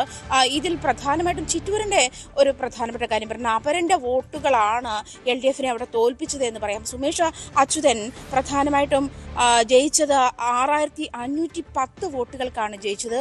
എതിർ സ്ഥാനാർത്ഥി, അതായത് LDFിൻ്റെ സ്ഥാനാർത്ഥി വി മുരുകദാസിനെ തോൽപ്പിച്ചത് 6510 വോട്ടുകൾക്കാണ്. എന്നാൽ PK മുരുകദാസ് എന്ന് പറയുന്ന അപരൻ പിടിച്ച വോട്ടുകൾ എന്ന് പറയുന്ന 6984 വോട്ടുകളാണ്. അതായത് LDFിന് ജയിക്കാൻ വേണ്ടിയിരുന്ന വോട്ടുകളേക്കാൾ കൂടുതൽ വോട്ടുകൾ അപരൻ സ്ഥാനാർത്ഥി പിടിച്ചു എന്നുള്ളതാണ് അവിടുത്തെ ചിറ്റൂരിലെ അട്ടിമറി ജയമുണ്ടായതും സുമേഷ് അച്യുതൻ വിജയിച്ചു കയറിയതും. കെ കൃഷ്ണൻകുട്ടിയോടായിരുന്നു നേരത്തെ സുമേഷ് അച്യുതൻ തോറ്റുന്നത്. അതിന് മധുര പ്രതികാരം പോലെ തന്നെയായിരുന്നു. 2001 മുതൽ മണ്ഡലം കൈവശം വെച്ചിരുന്ന അച്യുതൻ തുടർച്ചയായിട്ട് ഹാട്രിക്കായി കൈവശം വെച്ചിരുന്ന മണ്ഡലമാണ്. പിന്നീടാണ് അത് LDF പിടിക്കുന്നതും. അതിനുശേഷമാണ് ഈ സുമേഷ് അച്യുതൻ കൃഷ്ണൻകുട്ടിയോട്, അതായത് മന്ത്രി കൃഷ്ണൻകുട്ടിയോട് തന്നെയായിരുന്നു തോറ്റിരുന്നതും അങ്ങനെയാണ്. പക്ഷേ ഇത്തവണ കൃഷ്ണൻകുട്ടി മത്സര രംഗത്തുണ്ടായിരുന്ന പകരം ഈ മുരുകദാസ് ആയിരുന്നു മത്സര രംഗത്തുണ്ടായിരുന്നത്. ഈ അട്ടിമറി വിജയം നടന്നത് അപരൻ്റെ സാന്നിധ്യത്തിൽ, അല്ലെങ്കിൽ അപരൻ പിടിച്ച വോട്ടുകൾ കാരണമാണ് ഈ അട്ടിമറി വിജയം നടന്നതെന്നുള്ളതാണ് പ്രധാനപ്പെട്ട കാര്യം. അതേസമയം തൃത്താല VT ബൽറാം MP രാജേഷിൻ്റെ കയ്യിൽ നിന്നും തിരിച്ചു പിടിക്കുന്നു. 2 ടൈമായിരുന്നു നേരത്തെ തൃത്താലയിൽ VT ബൽറാം ഉണ്ടായിരുന്നത്. അത് കഴിഞ്ഞ തവണ മണ്ഡലം കൈവിട്ടു പോകുന്ന സാഹചര്യം ഉണ്ടായിരുന്നു. അത് ഇത്തവണ MP രാജേഷിൻ്റെ കയ്യിൽ നിന്ന് മണ്ഡലം തിരിച്ചു പിടിക്കുന്ന സാഹചര്യമാണ് പ്രധാനമായിട്ടും ഉണ്ടായിരുന്നത്. പാലക്കാട്, നമ്മൾ എപ്പോഴും പാലക്കാടിനെ പറ്റി പറയുമ്പോൾ ഏറ്റവും കൂടുതൽ ശോഭയുണ്ടായിരുന്നത് പാലക്കാട് മണ്ഡലം തന്നെയായിരുന്നു. അത് രമേശ് പിഷാരടിയും ശോഭാ സുരേന്ദ്രൻ BJP 2ാം സ്ഥാനത്ത് കുറേ കാലമായി നിൽക്കുന്ന ഒരു സാഹചര്യം. മാത്രമല്ല പാലക്കാട് നഗരസഭയിലെ ഏറ്റവും വലിയ ഒറ്റക്കക്ഷി BJP ആണ്. അതേസമയം പാലക്കാട് മണ്ഡലത്തിലുള്ള മറ്റു 3 പഞ്ചായത്തുകൾ, അത് നേരത്തെ ഈ ശ്രീധരൻ മത്സരിച്ചപ്പോഴും വിജയസാധ്യത ഏറെ, അതായത് ഈ കൗണ്ടിംഗ് സമയത്തൊക്കെ ഈ ശ്രീധരൻ്റെ ഈ ലീഡ് വളരെ ഉയർന്നിരുന്ന സാഹചര്യത്തിൽ പാലക്കാട് നഗരസഭയിലെ വോട്ടുകൾ, ആ പ്രദേശത്തെ വോട്ടുകൾ എണ്ണിയിരുന്ന സാഹചര്യത്തിലാണ്. അതേസമയം പഞ്ചായത്തുകളിലെ വോട്ടുകളിലേക്ക് വന്നപ്പോഴാണ് ഈ ശ്രീധരൻ ആ സമയത്തും താഴേക്ക് പോയത്. അത് തന്നെയാണ് ഇവിടെയും സംഭവിച്ചത്. പാലക്കാടിൻ്റെ നിർണായകം, അതായത് പാലക്കാട് നിയമസഭാ മണ്ഡലം നിർണായകമാകുന്നത് പാലക്കാടിലെ ബാക്കിയുള്ള 3 പഞ്ചായത്തിലെ വോട്ടുകളാണ് എന്ന് തീരുമാനിക്കപ്പെടുകയാണ്, എന്ന് തെളിയിക്കുകയാണ് വീണ്ടും.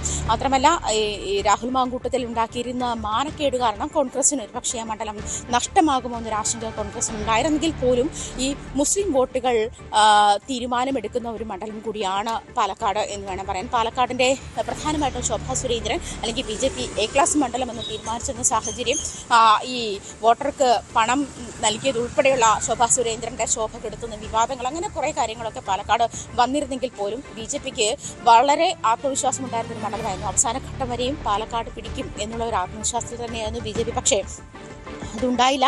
രമേശ് പിഷാരടി സിനിമാക്കാരനാണ്. അദ്ദേഹം സിനിമയിൽ വന്നിട്ട് എന്ത് ചെയ്യാനാണ്? മുൻപ് സിനിമാക്കാരായിരുന്ന MLA-മാരെ ചൂണ്ടി രമേശ് പിഷാരടിക്കെതിരെ ഉണ്ടായിരുന്ന വിമർശനങ്ങൾ, അത്തരം കാര്യങ്ങളൊക്കെ, അതായത് തോമസ് ഐസക്കിൻ്റെ വിമർശനങ്ങൾക്കൊക്കെ കൃത്യമായ മറുപടി, അങ്ങനത്തെയുള്ള കാര്യങ്ങളും വിവാദങ്ങളും ആരോപണ പ്രത്യാരോപണങ്ങളും ഒക്കെ നടന്നൊരു മണ്ഡലം കൂടിയായിരുന്നു പാലക്കാട്. പക്ഷേ പാലക്കാട് സീറ്റ് നിലനിർത്തുന്ന സാഹചര്യം. എന്തായാലും UDF 5 സീറ്റുകൾ, അതായത് 2ൽ നിന്നും 5ലേക്ക് UDF കുതിക്കുക. തരംഗത്തിനൊപ്പം തന്നെ UDF പാലക്കാടും അതിൻ്റെ മേന്മ കാട്ടി എന്ന് വേണം. കൈവിട്ടുപോയ മണ്ഡലങ്ങൾ തിരിച്ചു പിടിക്കുന്ന ഒരു സാഹചര്യമാണ്. അതേസമയം ഒറ്റപ്പാലത്ത് PK ശശി തോറ്റുപോയി എന്നുള്ളതും പ്രധാനമാണ്.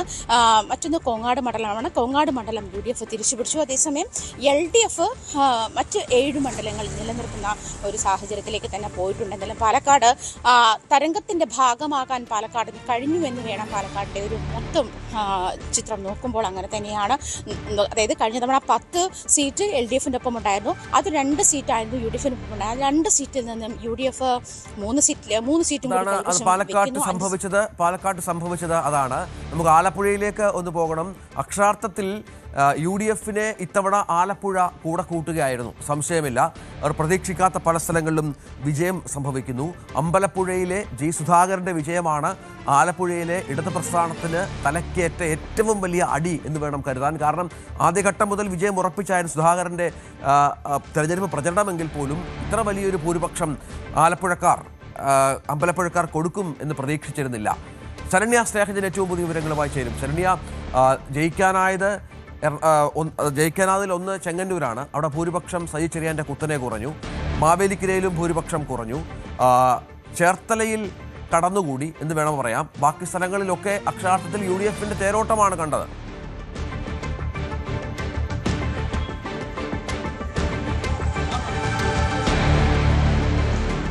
തീർച്ചയായിട്ടും രഞ്ജിത്ത്, ആലപ്പുഴ ജില്ലയിൽ അത്തരത്തിലൊരു വലിയ മാറ്റത്തിലേക്ക് തുടക്കം കുറിക്കുന്ന രീതിയിൽ തെരഞ്ഞെടുപ്പ് ഫലം വന്നു എന്നുള്ളതാണ് അപ്രതീക്ഷിതം. അതായത് മറ്റ് ഇടങ്ങളിൽ ഉണ്ടായതുപോലെ തന്നെ അപ്രതീക്ഷിതമായൊരു ഒഴുക്കായിരുന്നു ആലപ്പുഴ ജില്ലയിൽ ഉണ്ടായിരുന്നത്. കഴിഞ്ഞ ടേമുകൾ 2 ടേമുകളിലായി 8 സീറ്റുകളാണ് ആലപ്പുഴയിൽ നിന്നും ഇടതുപക്ഷം തുടർച്ചയായി വിജയിച്ചിട്ടുള്ളത്. അതൊരു വിജയം മാത്രമായിരുന്നില്ല, നല്ല ഭൂരിപക്ഷത്തോടു കൂടിയുള്ള വിജയമായിരുന്നു ആലപ്പുഴ ജില്ലയിൽ നിന്ന് ഉണ്ടായിരുന്നത്. പക്ഷേ ആ സാഹചര്യത്തിൽ നിന്ന് വലിയ പിന്നോട്ടടി ആലപ്പുഴയിൽ ഉണ്ടായി എന്നുള്ളതാണ്. ഇന്നലെ 7 സീറ്റുകളാണ് UDF പിടിച്ചെടുത്തത്. ഒപ്പം തന്നെ ആലപ്പുഴയിലെ പ്രധാനപ്പെട്ട പാർട്ടി കോട്ടകൾ എന്ന് പറയുന്ന ഏത് സാഹചര്യത്തിലും ജയിക്കുന്ന ചേർത്തലയും ഒപ്പം തന്നെ മാവേലിക്കരയും ചെങ്ങന്നൂരും ഇവിടെ നല്ല ഭൂരിപക്ഷം പ്രതീക്ഷിച്ചെടുത്ത് ഒരു ഘട്ടം വരെ പിന്നോട്ട് പോവുകയും അതോടൊപ്പം തന്നെ ഇഴഞ്ഞു നീങ്ങുകയും ചെയ്തു എന്നുള്ളതാണ് യാഥാർത്ഥ്യം.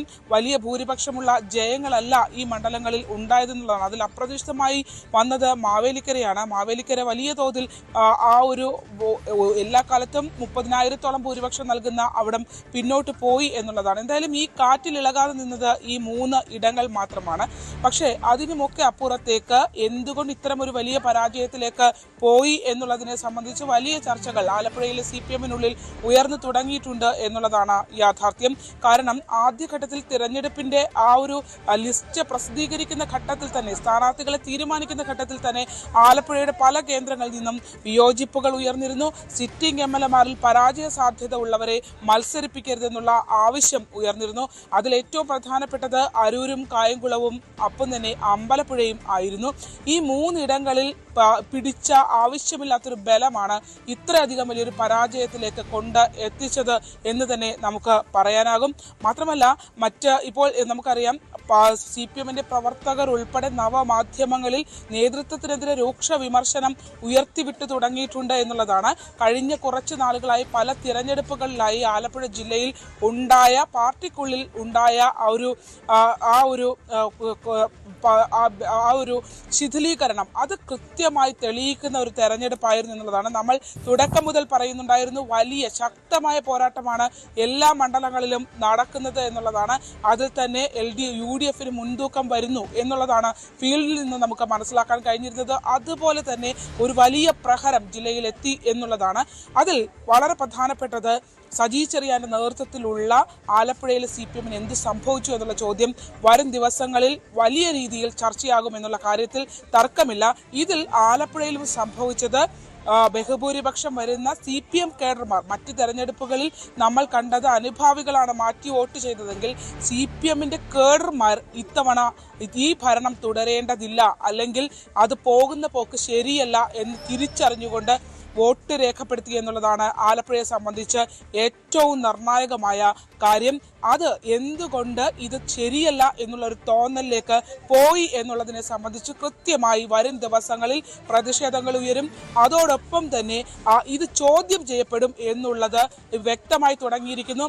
ആലപ്പുഴയിൽ കുട്ടനാട്ടിലുണ്ടായ ശിഥിലീകരണം, അതോടൊപ്പം തന്നെ വിവിധ പാർട്ടി കോണുകൾ കമ്മിറ്റികളിൽ അടക്കം എന്ത് സംഭവിക്കുന്നു, കാരണം ഇതിനകത്ത് വിഭാഗീയത കാണിക്കും. തമിഴ്നാട്ടിൽ നമുക്കറിയാം TVK 108 പേരുടെ പിന്തുണ, 118 പേരുടെ പിന്തുണ വേണം, 108 പേരുടെ പിന്തുണ അവർക്ക് കിട്ടി.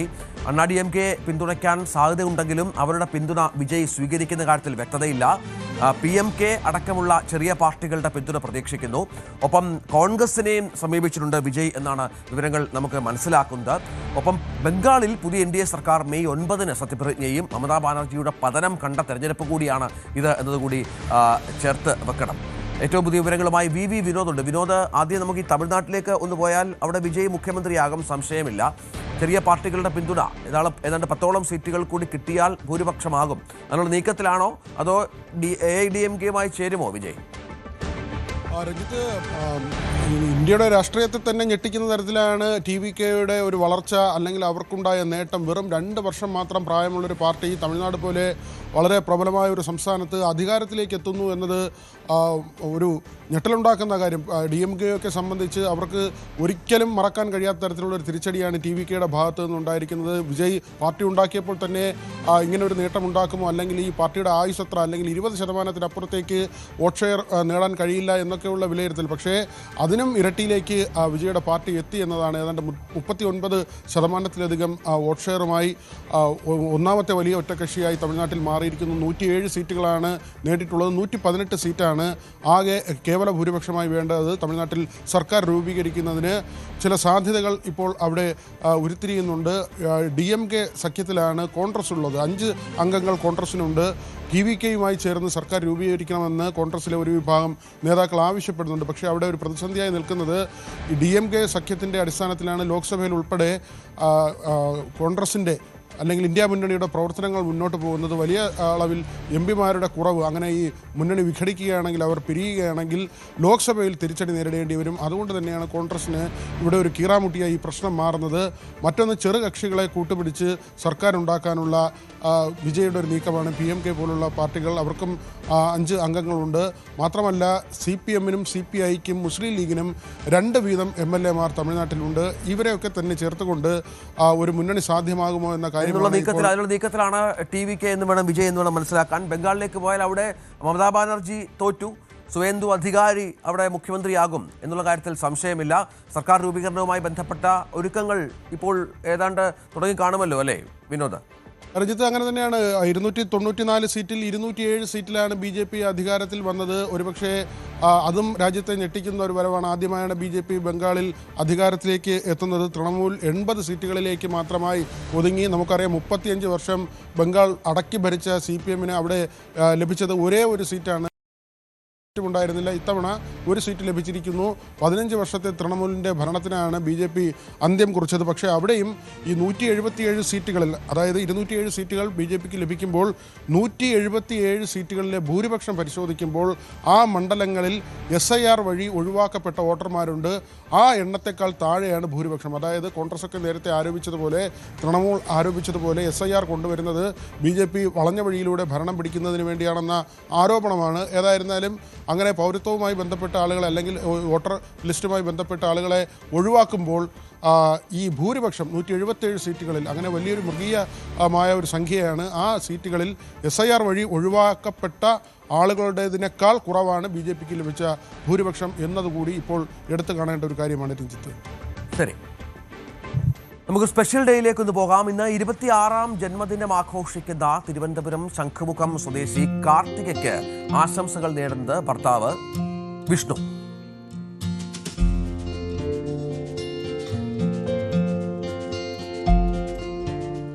ഇടവേളയ്ക്ക് ശേഷം തിരിച്ചു വരും.